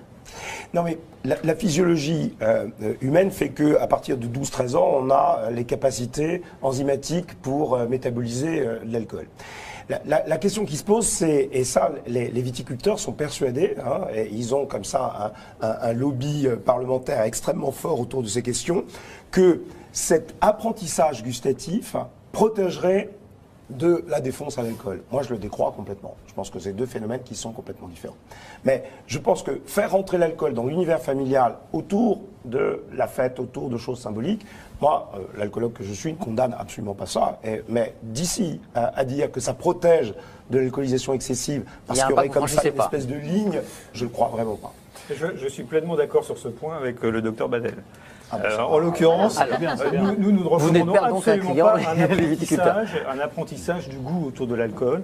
Ça doit effectivement se faire au niveau de la famille, selon les convictions, les capacités des parents à faire une éducation, à produire un discours avec leurs enfants. Alors en l'occurrence, d'ailleurs, je fais un peu ma pub, on a lancé il y a quelque temps un site internet qui s'appelle alcooletparents.com, avec la participation d'un pédopsychiatre qui est spécialisé dans la relation entre les parents et les adolescents, qui donne un certain nombre de conseils, de trucs, d'astuces très concrètes pour arriver à gérer cette relation, ce dialogue au niveau de la famille. Mais il faut savoir que effectivement, l'initiation à l'alcool, elle se fait en famille, en règle générale avec du cidre ou du champagne. C'est les fins de communion, voilà, c'est comme ça que ça se... Ou la crêpe au chocolat avec du cidre. Une question d'Olivier. Ouais. J'ai vécu ma première cuite il y a moins d'une semaine. Est-ce que je cours un risque dans le futur? J'ai 16 ans, Olivier, qui doit être inquiet parce qu'il a vu tout à l'heure avec ses IRM, avec les rats, avec ses étudiants qui faisaient du binge drinking et qui manifestement n'avaient pas les mêmes résultats que les autres. Est-ce qu'une cuite, puisqu'on a dit tout à l'heure que les connexions n'étaient pas terminées, hein, les connexions neurologiques nerveuses dans le cerveau. 25 ans. À une cuite, on fusille des neurones, pour parler simplement. Non, on peut rassurer Olivier. S'il a survécu à la première et que il s'est pas fait renverser par une voiture et si il n'a pas commis des actes irrépressibles au cours de cette première ivresse, d'abord ça va pas être la première, très probablement. Ce qui est dangereux, et ça a été très bien montré, en particulier par le travail formidable de l'équipe du professeur Nassila à Amiens, c'est que on a sur ces alcoolisations importantes, il ne faut pas parler d'ivresse, il faut parler d'alcoolisation parce que c'est pas la même histoire. Et que la mobilisation de ces alcoolisations, c'est bien la défonce, et l'ivresse, c'est un sentiment extrêmement subjectif, et du coup, on repère pas bien les choses. Eh bien, ces alcoolisations répétées massives, elles vont avoir un impact sur une zone cérébrale qui est très importante, qui est le sentiment de satiété. Vous savez, c'est celui où j'ai soif, j'ai bu, ça va, j'ai envie de faire l'amour, je viens de terminer, ça va, je peux passer à autre chose, j'ai faim, je mange, et c'est terminé. Ben, cette satiété-là, elle est altérée lors de ces binge drinking précoces, et elle va modifier durablement le rapport qu'on a avec tous les produits et les substances psychoactives. Donc c'est l'ivresse répétée qui est dangereuse à long terme. C'est l'ivresse répétée, on va en parler maintenant avec notre invitée Chloé qui a 23 ans et qui a accepté de venir témoigner et de nous raconter son histoire. Chloé, bonsoir. Bonsoir.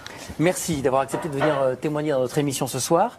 Alors vous avez commencé à boire, vous aviez 15 ans. Oui. Est-ce que vous vous souvenez pourquoi vous avez commencé à boire ? C'était surtout la pression en fait, le fait de vouloir être comme tout le monde, comme les autres, comme les grands aussi, parce qu'on voyait les autres qui étaient plus âgés que nous, qui sortaient, etc. Et dans les Landes, voilà, c'est la tradition d'aller boire pendant les fêtes, etc., les férias, et donc c'était surtout pour ça, à la base, au départ, c'était voilà. Et qu'est-ce qui a fait que ça s'est accéléré ?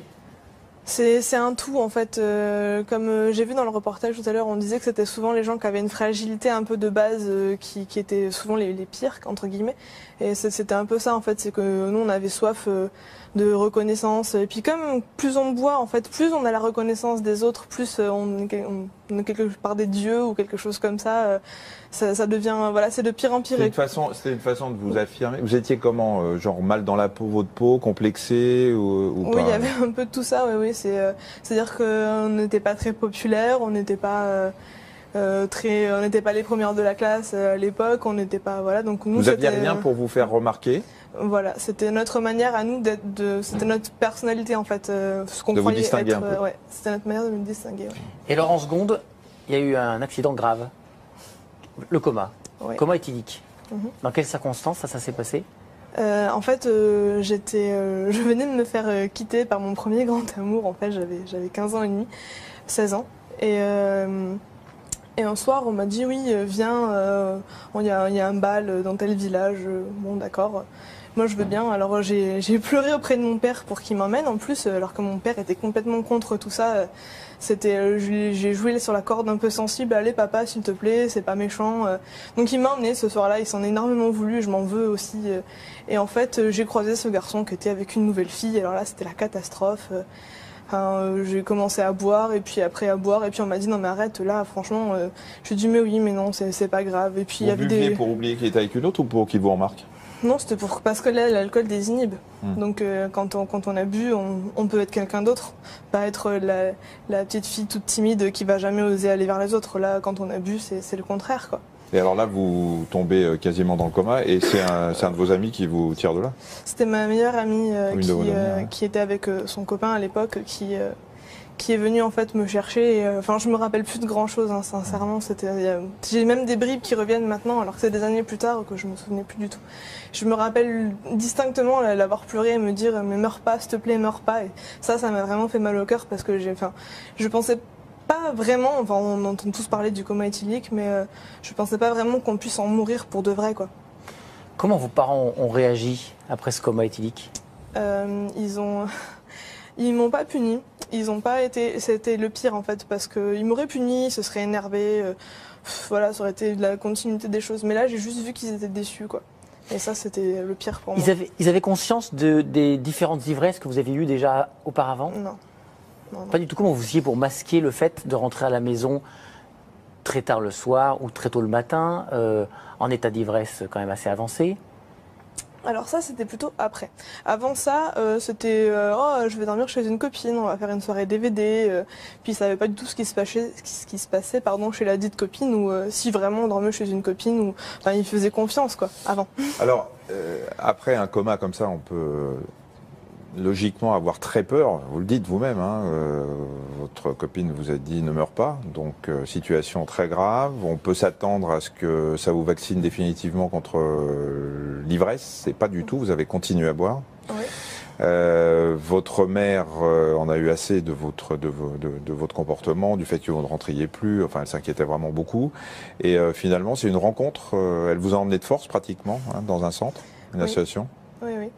Oui, c'est parce que c'était de pire en pire, comme je vous disais, après, c'est toi qui as fait un coma, on te reconnaît, et franchement, c'est super bien. Alors ouais, de suite, on devient un peu connu, entre guillemets, et en fait, oui, c'est un jour ma mère qui m'a traîné, je voulais pas du tout y aller, hein, franchement, je voulais juste qu'on me laisse dans mon coin, me détruire toute seule, comme une grande. C'était le but en fait, vraiment profond. Sur le coup, je m'en rendais pas compte, mais donc oui, elle m'a emmenée de force là-bas en me disant oui, on va voir quelqu'un. Je lui dis non, mais j'avais pas envie. Et en fait, je m'y retrouvais parce que bon, j'étais quand même mineure, c'était ma mère, j'étais un peu entre guillemets obligée de la suivre quoi. Et j'ai fait preuve de toute la mauvaise foi dont j'étais capable. Et pourtant, ça a marché puisque quelqu'un s'est bien occupé de vous là-bas. Oh oui. Et 6 ans plus tard, ça fait 6 ans cette histoire? Oui. Oui, à peu près. À peu près, oui. Tout va bien? Oui. Oui, oui. Vous buvez pas plus du tout, mais vous buvez normalement, oui, raisonnablement. Je fais de la fête avec mes amis comme tout le monde. Je suis pas devenue. Est-ce que vous êtes devenue conseillère des autres? Est-ce que vous leur dites quand ils dépassent les bornes? Ça arrive, oui. Après, les gens connaissent pas forcément ce que j'ai vécu, donc non, mais sans qu'ils connaissent votre histoire, mais simplement en leur disant mollo. Oui, ça m'arrive des fois de dire oui. Après, je sais très bien que c'est pas moi qui vais. C'est en fait le déclic de se faire dans la tête des gens, et ça, c'est pas une personne lambda qui peut y arriver. On peut leur faire comprendre par des chemins différents que c'est mal entre guillemets mais c'est pas. On peut pas dire non, bois pas, c'est pas bien. parce que la personne ne va pas, va pas avoir le déclic d'elle-même, quoi. En tout cas, merci beaucoup d'avoir accepté de venir témoigner. On va faire réagir nos invités. Jean-Pierre Coudron, peut-être une première question sur ce que disait Chloé au début de l'interview. J'étais fragile. Est-ce que forcément les jeunes qui se mettent à boire beaucoup et régulièrement sont à la base des adolescents fragiles? Je crois que l'expression est assez intéressante parce qu'elle a le mérite de dire que fragile, ça peut concerner des millions de personnes. Voilà, on est dans un moment où on est peut-être un peu plus fragile et il y a effectivement un lien entre une fragilité et puis une consommation. Mais ce qui nous intéresse, nous, c'est qu'on voit de plus en plus des jeunes aller vers l'alcool sur un schéma culturel plutôt de fête, de banalisation un peu de cette recherche de sensations, de banalisation un peu de vouloir un peu plus vite, plus fort, plus intense. Il y a beaucoup de liens entre une évolution culturelle et puis ces nouveaux comportements. Alors, ça se traduit en termes de fragilité, ça se traduit en termes de traversée de tel ou tel événement, mais ça se traduit plus automatiquement en termes de psychopathologie et de quelque chose qui renverrait à la maladie un peu plus psychique, un peu plus stricte. C'est ça qu'elle montre très bien. Alors, tout le monde veut réagir. Très rapidement, parce que je voudrais aussi qu'on demande à M. Spirilli comment les associations prennent en charge des jeunes comme Chloé, et combien de temps ça dure, etc. Juste un mot. L'adolescence, c'est un moment vulnérable. Et j'allais dire, c'est presque fait pour ça, pour faire des expériences avec des choses nouvelles et qui vont agrémenter la vie, toute la vie. La sexualité, les drogues, les limites. Et que finalement, que les adolescents soient à un moment ou à un autre vulnérables par un produit qui fait exploser les barrières et qui permet de temps en temps d'être dans la transgression, voire dans l'agressivité, j'allais dire, c'est presque physiologique et naturel. Moi, je voudrais dire que j'ai trouvé cette jeune fille formidable parce qu'elle a vécu une expérience difficile. Elle a eu la chance d'avoir des parents qui étaient présents, qui ont réagi, qui l'ont encadrée, accompagnée. Mais la manière dont elle analyse ça, dont elle dit qu'elle va aussi servir un peu de guetteur, de veilleur auprès de ses copains qui peuvent se trouver dans ces situations, moi j'ai trouvé son itinéraire absolument remarquable. Et puis c'est courageux de sa part de venir témoigner à la télévision. Moi, je voudrais juste dire un mot pour dire que ce qui m'a frappé, c'est effectivement cette méconnaissance du coma éthylique et de ses conséquences possibles. Je pense que là, on a vraiment tous un gros effort à faire là-dessus, parce que beaucoup pensent qu'un coma éthylique, finalement, c'est une bonne cuite. Hier, j'ai fait un coma. Peu savent qu'effectivement, on risque la mort, mais on risque d'être tétraplégique. Enfin, toutes les conséquences incroyablement graves du coma éthylique sont assez méconnues en France. Oui, parce qu'on l'a entendu avec elle. Elle était devenue une vedette dans son quartier, quoi, parce que elle avait fait. C'est elle qui a fait le coma. Alors, comment est-ce que les associations prennent en charge ces jeunes? C'est quoi votre rôle? Comment vous les accompagnez? Je trouve que le discours de Chloé, il est bluffant, quoi. Il est incroyable. C'est-à-dire qu'elle est passée par une situation absolument dramatique, quoi. Elle aurait pu effectivement mourir, elle est passée à 2 doigts de la mort. Et effectivement, elle avait trouvé sur son chemin des intervenants psychosociaux, des éducateurs, des psychologues de notre association et qui ont permis de l'accompagner. Dans nos dispositifs de soins, dans l'ensemble des Landes, il y a ce qu'on appelle des consultations jeunes consommateurs. Il y en a à peu près un peu plus de 300 en France. Ces consultations jeunes consommateurs sont gratuites, elles sont accessibles très rapidement par les jeunes eux-mêmes, par les familles, et elles permettent de prendre en charge tous ces jeunes qui ont des difficultés avec l'alcool ou avec aussi le cannabis ou les 2 produits. Ça représente une grosse part de notre activité. Pourquoi on a créé ça? Pourquoi la MIL d'été, la mission interministérielle, s'est lancée dans cette initiative il y a maintenant 6-7 ans? C'est simplement parce que ces jeunes ne se reconnaissent pas comme gros buveurs. Ils ne se reconnaissent pas comme toxicomanes parce qu'ils fument du cannabis. Mais ils se reconnaissent comme buveurs occasionnels, potentiels, et parfois avec excès, comme le dit Philippe Battel. On est dans une situation où la prise en charge aujourd'hui de ces jeunes doit se passer, tant faire se peut, au plus près de là où ils sont. Alors, est-ce que c'est pas les parents, justement, qui doivent prendre conscience que vous disiez qu'effectivement, un jeune qui boit, pas forcément, il va pas venir vous voir parce qu'il a pris une cuite la semaine précédente. Et les parents nous demandent bien évidemment une question à laquelle on s'attendait. Comment savoir si son enfant boit? Quels signes doivent nous alerter? Sous-entendu, quand faut-il commencer à imaginer qu'il pourrait y avoir une consultation dans les suites? Bien, la prise en charge, l'accompagnement, il peut se faire très rapidement. Alors, mais comment ils se rendent compte qu'il boit? Écoutez, il y a tout un tas de facteurs qui peuvent montrer qu'un jeune est en difficulté dans sa famille. C'est effectivement des répétitions, c'est des consommations matinales repérées, ça peut être des difficultés scolaires, ça peut être un climat, un tempérament, une forme d'agressivité qui peut apparaître. Ça, ce sont des éléments, mais je dirais que c'est à la famille de voir ça. On se rend bien compte, on a les enfants les uns et les autres, que ils rentrent du collège ou du lycée en nous disant « Tiens, il y a un tel qui est arrivé complètement bourré à l'école », parce que ça arrive régulièrement, et pour autant, on n'a pas le sentiment que quiconque s'occupe de ce cas-là. Alors, est-ce que c'est un sentiment? Je sais pas, mais on a un peu l'impression qu'ils sont un peu perdus dans la nature et que personne n'ose se saisir de ce truc-là. Est-ce que je me trompe? Non, non, pas du tout. En pratique, ce qui est assez étonnant, c'est de voir de temps en temps des parents qui nous apportent carrément un adolescent en nous disant « Soignez-le-moi, docteur, c'est un grand drogué » parce qu'ils ont trouvé un joint sous le lit. Et leur inquiétude, c'est bien évidemment leur fils qui parle avec les yeux comme ça et comme Doc Gynéco. En revanche... Comme Philippe Battel. Le même, ce soir. Merci Michel pour cette gentillesse habituelle. Donc, leur inquiétude, c'est autour de ça. Mais le même adolescent, quand on explore son parcours avec les substances, on se rend compte qu'il rentre tous les samedis soirs complètement ivre-mort, et le même adolescent auquel je pense faisait la fierté de son père. Une fois, il lui dit « Oh, dis donc, hier soir, tu t'en tenais une... tu y es allé, voilà. » Donc, il y a une vigilance qui n'est pas du tout la même sur les produits, et l'ivresse, l'alcoolisation aiguë est banalisée et est vécue comme un moment classique, mais c'est pas du tout la même. Voilà. Et d'ailleurs, comment est-ce qu'on peut lutter contre ça, contre cette banalisation? Et on a appris, nous, en préparant cette émission, que les consultations jeunes consommateurs existaient. On ne le savait pas. On présente une émission de santé. Comment on peut être aussi discret, j'allais dire? Oui, c'est d'ailleurs... Pourquoi la MILT n'est pas plus visible sur ces consultations? La MILT a initié ces consultations jeunes consommateurs en 2004. On les appelait d'ailleurs des consultations cannabis. Et puis, de plus en plus, on s'est rendu compte que les jeunes, bien sûr, pour un certain nombre d'entre eux, fumaient des joints, mais que ça s'accompagnait souvent d'alcool, polyconsommateurs.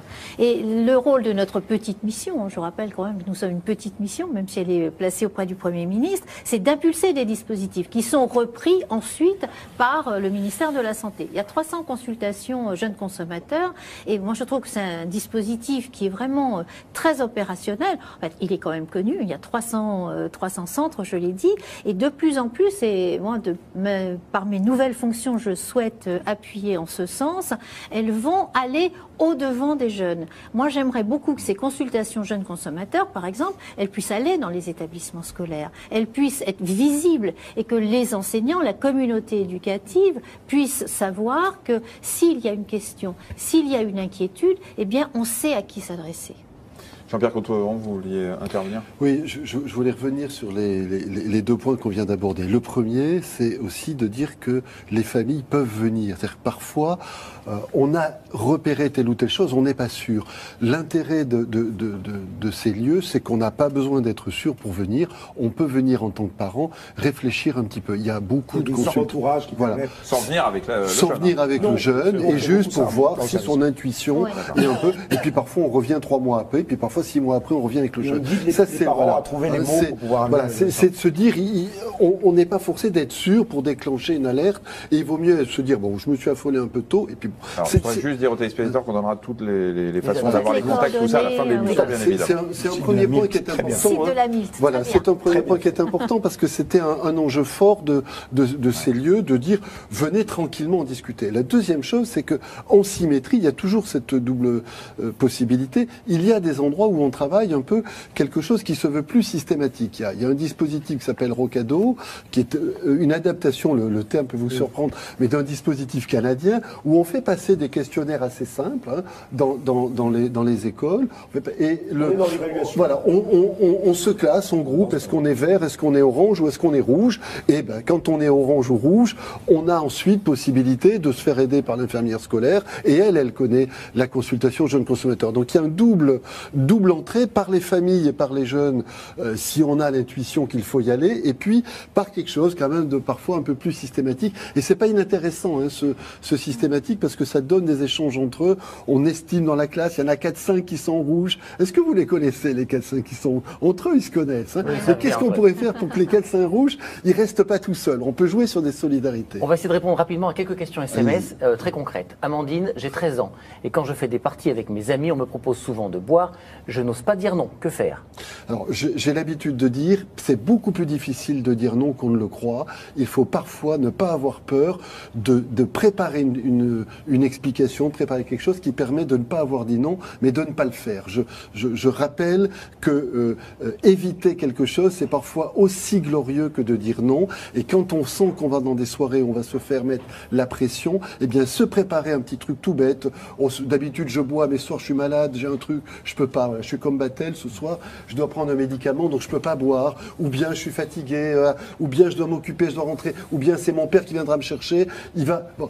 Amandine, t'es pas toute seule, voilà. T'es comme Battel, et il y a 15% de filles qui ne boivent pas d'alcool. Oui. Bah, je parlais pas de votre voix tout à l'heure, hein, je parlais de votre regard. Non, mais alors ça va. Il y a beaucoup de profs qui doivent nous regarder ce soir. Je suis professeur. Un de mes élèves a de gros problèmes d'alcool. Les parents et les enseignants ont la sensation d'être dépassés. Que faire? Consultation jeune consommateur. Consultation jeune consommateur. Alors, très, très concrètement, les consultations jeunes consommateurs, nous, depuis à peu près 2004, on se rend déjà dans l'établissement scolaire. À la demande des enseignants, des chefs d'établissement, des infirmières, on va déjà à la rencontre de ces jeunes. Ça, c'est une première demande. Ça, c'est à la demande des chefs d'établissement. Ça peut être à la demande des chefs d'établissement, à la demande des infirmières. On est en train de réfléchir à un dispositif qu'on pourra mettre en place dans les Landes, qui sera pérenne et qui sera régulier. Donc, c'est une nouvelle dynamique. Et je crois que... Mais lui, là, il fait quoi? Pardonnez-moi. Oui, mais là, il faut qu'il prenne contact avec une consultation jeune consommateur. C'est-à-dire qu'il le prof, il peut appeler. Mais bien évidemment, c'est-à-dire que là, au plus près, tel que fonctionnent actuellement les consultations jeunes consommateurs, on va nous au-devant des élèves déjà dans les établissements scolaires. Alors, y compris en groupe, y compris en individuel. À partir de cette logique, les enseignants parfois nous alertent directement. C'est une politique qu'on a réussi à mettre en place un peu partout en France. Donc, ce prof peut demain alerter une consultation jeune consommateur. Et encore une fois, tout ça, ce sera à la fin de l'émission, on vous expliquera concrètement. Pourquoi ne pas envoyer des émissaires faire de la formation au sein des collèges et des lycées? Marielle, on vient d'y répondre en partie. Il suffit donc de le demander. À la condition, pardonnez-moi, de ne pas envoyer, comme ça se fait encore dans certains lycées, des gendarmes en tenue. Parce que ça, c'est hallucinant de voir qu'en France, il y a encore de la prévention qui est faite sur ce mode-là, qui a été démontrée en particulier par les Québécois, non seulement comme non efficace, mais comme contre-efficace. Ouais. C'est-à-dire que quand on veut faire de la prévention, c'est relativement simple. On part de la représentation que se font les élèves. On travaille là-dessus. Il y a des expériences qui viennent. Dans les expériences, il y a des expériences négatives. Et c'est ce partage d'expériences qui fait la prévention. Juste un mot avant que je pose une question à Benoît. C'est la question SMS. Hein. Juste pour finir à la réponse du prof, je crois qu'il ne faut pas avoir peur de se dire qu'un adolescent ne viendra jamais facilement consulter tout seul. Donc, le rôle de l'adulte... Comme un adulte, un alcoolodépendant avant qu'il aille à la consultation. Mais encore plus l'adolescent. Donc, le rôle de l'adulte qui repère quelque chose, c'est de se dire, je vais dans un lieu et je vais réfléchir avec ces personnes à la stratégie qui me permettra de... C'est vraiment le message qu'il faut faire passer. Il n'est pas facile de convaincre, donc il y a des interlocuteurs, l'infirmière scolaire, à l'intérieur de l'établissement avec lequel l'adolescent peut déjà discuter, et soit en tant qu'adulte, on peut réfléchir avec ses partenaires à l'extérieur de comment petit à petit on va tricoter ce qui fera ensuite un lien. Une question pour vous, Benoît. Quelles sont les limites à ne pas dépasser quand on boit? Alors on vous a préparé une petite démonstration avec des verres remplis d'alcool, dont il ne faut pas abuser bien sûr. Et vous avez là de gauche à droite sur votre écran un verre de pastis à 45 degrés, il y a 2,5 centilitres. Un verre de bière, il y a 25 centilitres d'une bière à 5 degrés. 10 centilitres d'un verre à 12 degrés, 3 centilitres d'une vodka à 40 degrés et 3 centilitres d'un whisky à 40 degrés. Tout ça se vaut. Voilà, un verre d'alcool, on le répète souvent dans la Magazine de la Santé, on vous le redit, un verre d'alcool égale une unité d'alcool, quel que soit l'alcool, puisque vous l'avez constaté, en fonction, plus l'alcool est fort, moins on en boit. En tout cas, quand on prend les verres standards, ceux qu'on nous verse dans un bar, quand on va demander un verre de vin ou un verre de whisky. Alors évidemment, il faut en tenir compte quand on boit à la maison. Puis deuxième petit chiffre qu'on voulait vous redonner, c'est que l'OMS a fixé à 21 verres pour un homme la quantité maximale d'alcool à boire par semaine et à 14 verres la quantité maximale d'alcool pour une femme. On parle bien de quantité des adultes. Et on parle des d'adultes. Alors justement, la question c'est comment on fait avec les ados? On leur dit quoi aux ados? Je pense que les ados, il faut avoir un repère qui est un repère d'alcoolisation aiguë sur le moment. Et que on sait que, et c'est vrai aussi pour les adultes, au-delà de 5 verres, et en gros dès 4 verres, il y a quand même des dangers importants pour les garçons, et au-delà de 3 verres pour les filles. Donc vous voyez que ce sont des limites qui apparaissent relativement élevées, mais qui sont dépassées en permanence. Il y a une précision à faire, et là c'est vrai aussi chez les adolescentes, c'est que ces 14 verres par semaine pour la femme, c'est à la condition qu'elle n'attende pas un enfant ou qu'elle n'ait pas l'intention d'en attendre un dans les semaines à venir. Mais ça, c'est important de le dire, parce que très souvent, il y a un déni sur les femmes enceintes. Et l'alcoolisation fœtale est vraiment un drame dans notre pays. Comment laisser entrer des mineurs en boîte et espérer le respect de la loi Anthony? Alors on sait très bien que, et on l'a vu, hein, les ados peuvent rentrer en boîte sans qu'on leur demande forcément. On a vu l'histoire de Marie tout à l'heure avec cette. Voilà, qu'on ne leur demande pas la carte. Qui s'est retrouvée toute seule à la boîte de la nuit. La carte à la porte de la nuit. À la porte de la boîte. On leur demande pas leur carte d'identité à chaque fois. C'est vrai que c'est un problème là des pouvoirs publics il faudrait faire respecter cette loi. Sanctionner plus sévèrement quand on a vu effectivement que la boîte risquait quoi, 250 €, je crois, la payer de. Oui. En fait, la boîte risque beaucoup plus, et c'est un cas douloureux, mais c'est un cas néanmoins assez rare, parce que de plus en plus les exploitants travaillent avec la préfecture, le maire qui a une responsabilité d'ordre public, avec les forces de l'ordre. Ils signent des chartes, ils s'appuient sur des associations qui, à l'entrée de la boîte, disent aux jeunes « attention, nous sommes là, faites attention à la manière dont vous buvez ». Il y a toute une politique de réduction des risques, et les exploitants de boîtes de nuit, les exploitants de bars sont très attentifs. De même qu'on voit très bien dans le reportage... Est-ce que c'est pas un discours très politique que vous êtes en Non, train de nous faire? non, Parce que non, parce que les chartes existent. les chartes existent, mais pour autant, est-ce que les mineurs ne peuvent pas rentrer en boîte? Non. Ah, la majorité des exploitants demandent la carte d'identité. La majorité. Il y a un SMS intéressant là. Regardez. Lors de ma dernière sortie en boîte, j'ai pris un jus de pamplemousse. 7 €. Le verre de whisky était au même prix. Ça, c'est un problème essentiel. Oui. Cette question du prix. Et il est vrai dans les boîtes de nuit, il est vrai dans tous les débits de boissons. Et dans les supermarchés. Et il y a un phénomène très pervers, c'est que souvent l'alcool est cher en boîte de nuit. Donc du coup, que font les ados? Ils se chargent, comme ils disent avant. C'est-à-dire que quand ils arrivent, ils ont dans le coffre de la voiture une bouteille de whisky, ils s'en envoient la moitié et ils rentrent déjà bien chargés dans la boîte de nuit pour pas avoir à dépenser. Une question pour vous. Pourquoi les soirées étudiantes sont-elles parfois sponsorisées par des marques d'alcool? Alors on rappelle que la loi du 21 juillet 2009 interdit la vente d'alcool aux mineurs, que vous n'avez plus le droit de faire de la publicité. Enfin, c'est compliqué. Sauf sur Internet maintenant. Sauf sur Internet maintenant, que vous n'avez pas le droit normalement d'organiser des soirées dans les boîtes de nuit sponsorisées par des marques d'alcool. En revanche, les soirées étudiantes restent sponsorisées par... Non, il y a un rapport du CREDOC qui est sorti l'année dernière et qui montre que 98% des soirées étudiantes aujourd'hui, lorsqu'elles sont avec un partenaire, sont avec des partenaires qui n'ont rien à voir avec l'alcool. Aujourd'hui, il faut voir du côté des opérateurs téléphoniques et des banques. L'alcool. Ah oui, il y a de l'alcool, évidemment qu'il y a de l'alcool. Ce que je dis, c'est que les marques ne sont pas impliquées dans l'organisation ou dans la distribution ou dans l'animation de la soirée. Alors ça a pu être vrai il y a 20 ans, 15 ans. Les marques, en tout cas les marques adhérentes chez moi, se sont massivement désengagées des soirées étudiantes parce que, voilà, en termes d'image, est associé à une beuverie. Alors certains restent associés au Gala Polytechnique. En préparant cette émission, on a quand même, Géraldine Zamanski qui a fait l'enquête, a quand même eu beaucoup de témoignages d'étudiants qui disaient, oui, il y a parmi les sponsors de la vodka, de la bière, du whisky. Il y a des confusions, c'est-à-dire entre qu'est-ce que c'est qu'un sponsor. C'est pas parce que vous avez effectivement aujourd'hui les organisateurs de soirées étudiantes, hein, la soirée du jeudi, ce sont des étudiants, le bureau des élèves qui prennent une camionnette, qui vont chez Métro, au hard discounter du coin, et qui vont effectivement prendre les alcools, souvent les moins chers possibles, parce qu'il y a un modèle économique qui fonctionne comme ça. Nous, ce qu'on essaye de faire sur ces sujets-là, Alors d'une part, effectivement, nos adhérents ne sont plus présents dans ces soirées, et nous, on travaille, on a un gros travail qu'on fait en ce moment sur la formation des responsables d'associations étudiantes, notamment pour leur apprendre à respecter l'interdiction des open bars. Parce qu'on trouve encore aujourd'hui des open bars, il y en a moins qu'avant, mais il faut faire de la formation, responsabiliser les organisateurs de soirées pour leur montrer qu'ils prennent aussi un risque pénal. On veut bien entendre votre discours de responsabilité vis-à-vis des jeunes, avec tout ce que vous nous avez dit concernant votre organisation, votre organisme. Mais quand même, on a aussi entendu dans le documentaire que les initiés d'aujourd'hui seront les consommateurs de demain. On a du mal, parce que vous êtes là quand même pour augmenter vos ventes. Votre chiffre d'affaires. Enfin, les chiffres d'affaires de vos adhérents.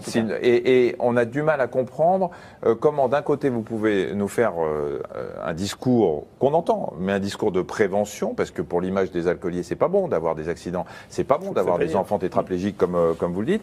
Et puis, d'un autre côté, que vous seriez complètement insensible au fait que le fait d'initier les jeunes aujourd'hui feront vos consommateurs de demain. Comme pour les cigarettiers qui se disent, ils font des cigarettes avec du tabac et du chocolat, en se disant que ça va donner des dépendants à la nicotine, et qui seront les consommateurs de demain. On a du mal à comprendre les deux discours. Je vais essayer de vous expliquer. C'est-à-dire qu'en la matière, il y a beaucoup d'idées reçues qui sont assez difficiles finalement à modifier. C'est le principe d'une idée reçue. Donc, je voudrais que vous essayiez de vous mettre 1 minute à la place d'un producteur de boissons alcoolisées, responsable de marque. Voilà, essayez. Vous êtes responsable d'une entreprise, vous allez dépenser beaucoup d'argent pour concevoir un produit, pour concevoir un packaging, si possible attractif, pour le fabriquer, pour le transporter, pour le distribuer, le mettre en rayon. Et au final, vous allez faire ça pourquoi ? Pour le vendre à des consommateurs qui n'ont pas le droit de l'acheter. C'est complètement absurde. C'est-à-dire que, imaginez que dans l'esprit des. Ils ont le droit d'acheter, on l'a vu dans le doc. Il y en a deux qui sont rentrés dans un supermarché, ils sont sortis avec ce qu'ils voulaient. Je ne dis pas que les mineurs ou les adolescents ne boivent pas d'alcool. Je dis que l'alcool qu'ils achètent n'est pas fait pour eux. Ça, c'est pas vrai. C'est pas vrai. Mais non, mais quand on voit les packaging qu'on a vu, en préparant cette émission, on a vu du vin rosé au pamplemousse, du vin blanc à la pêche, le vin rosé au pamplemousse, c'est une tendance de consommation aujourd'hui qui vise de la vodka au citron, des choses qui sont très douceâtres, ça ressemble à du sirop, on sent pas l'alcool. Il y a marketing direct là-dessus. Moi, ce que je des spams en permanence. Ce que j'essaie de vous expliquer, je parle pas de marketing. Ce que j'essaie de vous expliquer, c'est que les producteurs d'alcool ont tout intérêt à s'adresser à des consommateurs d'alcool, et il y a suffisamment d'adultes, il y a 80% de la population qui boit de l'alcool, dans toutes les tranches d'âge. C'est toujours plus facile de s'adresser à des gens qui ont le droit d'acheter de l'alcool et de le consommer, plutôt que d'aller essayer de transformer des non-consommateurs en consommateurs. On entend bien, mais pourquoi est-ce que dans ce cas-là, les alcooliers ne vont pas plus loin en disant le marketing, on va faire attention de s'adresser qu'aux adultes, et puis on ne va pas faire de la publicité sur des sites internet sur lesquels on sait qu'il y a des gamins qui viennent. Beaucoup de choses. Si, vous me parlez du packaging, vous me parlez d'Internet, vous me parlez de publicité. Non, mais je parle des différentes façons d'essayer d'attraper un jeune à moins de 18 ans. Les prémix. Restons sur l'exemple des prémix. Oui, ça c'est intéressant, les prémix, justement. Puisque c'est souvent ce qui revient. Alors les prémix, déjà, c'est un marché qui n'existe plus. C'est au plus fort il y a quelques années, les prémix c'était 0,3% du marché. Aujourd'hui, il doit rester une ou deux marques. Enfin, c'est vraiment, ça a disparu du marché. Ça a été d'ailleurs tué par une taxe spécifique. Pour une fois, le législateur ne s'est pas fait verrouiller par le lobby alcoolique. Le prémix, qu'est-ce que c'était ? C'était un cocktail prêt à boire. C'est-à-dire que c'était un cocktail peu alcoolisé, assez sucré, mais comme le sont toutes les boissons long drink qu'on buvait, j'allais dire, à mon époque, et qui s'adressait à un public d'adultes. Je veux dire, il y a des gens qui aiment les cocktails, qui se font des cocktails en long drink, etc. Donc imaginez qu'il y ait des gens qui soient suffisamment machiavéliques pour se dire on va concevoir un produit, on va le cibler sur les gamins pour faire le marché de demain. Ben non, c'est une idée reçue, ce qui est extrêmement. Je sais que j'aurai du mal à vous convaincre. C'est le principe de l'idée reçue. Mais je veux dire, c'est inutile économiquement, et c'est en termes d'image, c'est absolument catastrophique. Il nous reste très peu de temps. Et si vous permettez, très vite. On a vu que les jeunes qui s'alcoolisaient de cette façon-là, qui faisaient du binge drinking, ils le font pour chercher les effets de l'alcool. Ils cherchent l'ivresse. Et quand on cherche l'ivresse, peu importe le produit. Quand on n'a pas de prémix, on met des fraises tagada dans la vodka, on l'a vu. On va sur des alcools les moins chers. Et pour se prendre une cuite au prémix à 5 degrés, qui en plus étaient des produits relativement chers, il faut vraiment vraiment avoir le cœur bien accroché. On va s'arrêter là. Pardon, vous ne pouvez pas réagir parce qu'on arrive à la fin. On voudrait dire quelque chose parce qu'on n'a pas pu prendre beaucoup de questions SMS ce soir parce que le dialogue était intéressant, le débat également. Sachez que pendant 1 heure, à partir de maintenant, vous allez sur allodocteur.fr, sur le site internet, et des intervenants de l'association La Source des Landes et un médecin de Fil Santé Jeune sont à votre disposition pendant 1 heure. Vous pourrez poser toutes les questions auxquelles nous n'avons pas pu répondre ce soir, faute de temps, allodocteur.fr pendant 1 heure dès le générique de fin de cette émission. Allodocteur.fr sur lequel vous retrouverez des conseils, vous trouverez la liste des consultations jeunes consommateurs, le site internet de la MILT, le site internet de l'association, bref, beaucoup de choses. Vous trouverez la liste aussi des actions menées par la Fédération Addiction. Vous retrouverez le site internet de la Fédération Addiction pour aider les parents et les jeunes. Merci à tous, en particulier à Gaël Germain qui a préparé cette émission. Merci à vous de l'avoir suivi. Et on se retrouve demain, peut-être, avec Marina Carrère-Dancos. L'excellent livre de Marina Carrère-Dancos, Alcool, les jeunes trinquent, que je vous recommande. Si elle était là, elle serait beaucoup trop... C'est justement parce qu'elle n'est pas là qu'on peut en parler. Voilà. Et comme vous étiez son conseiller sur ce livre, il est forcément excellent. Merci. On vous retrouve demain à 13h40 sur France 5. Merci. Bonne soirée à tous. Bravo.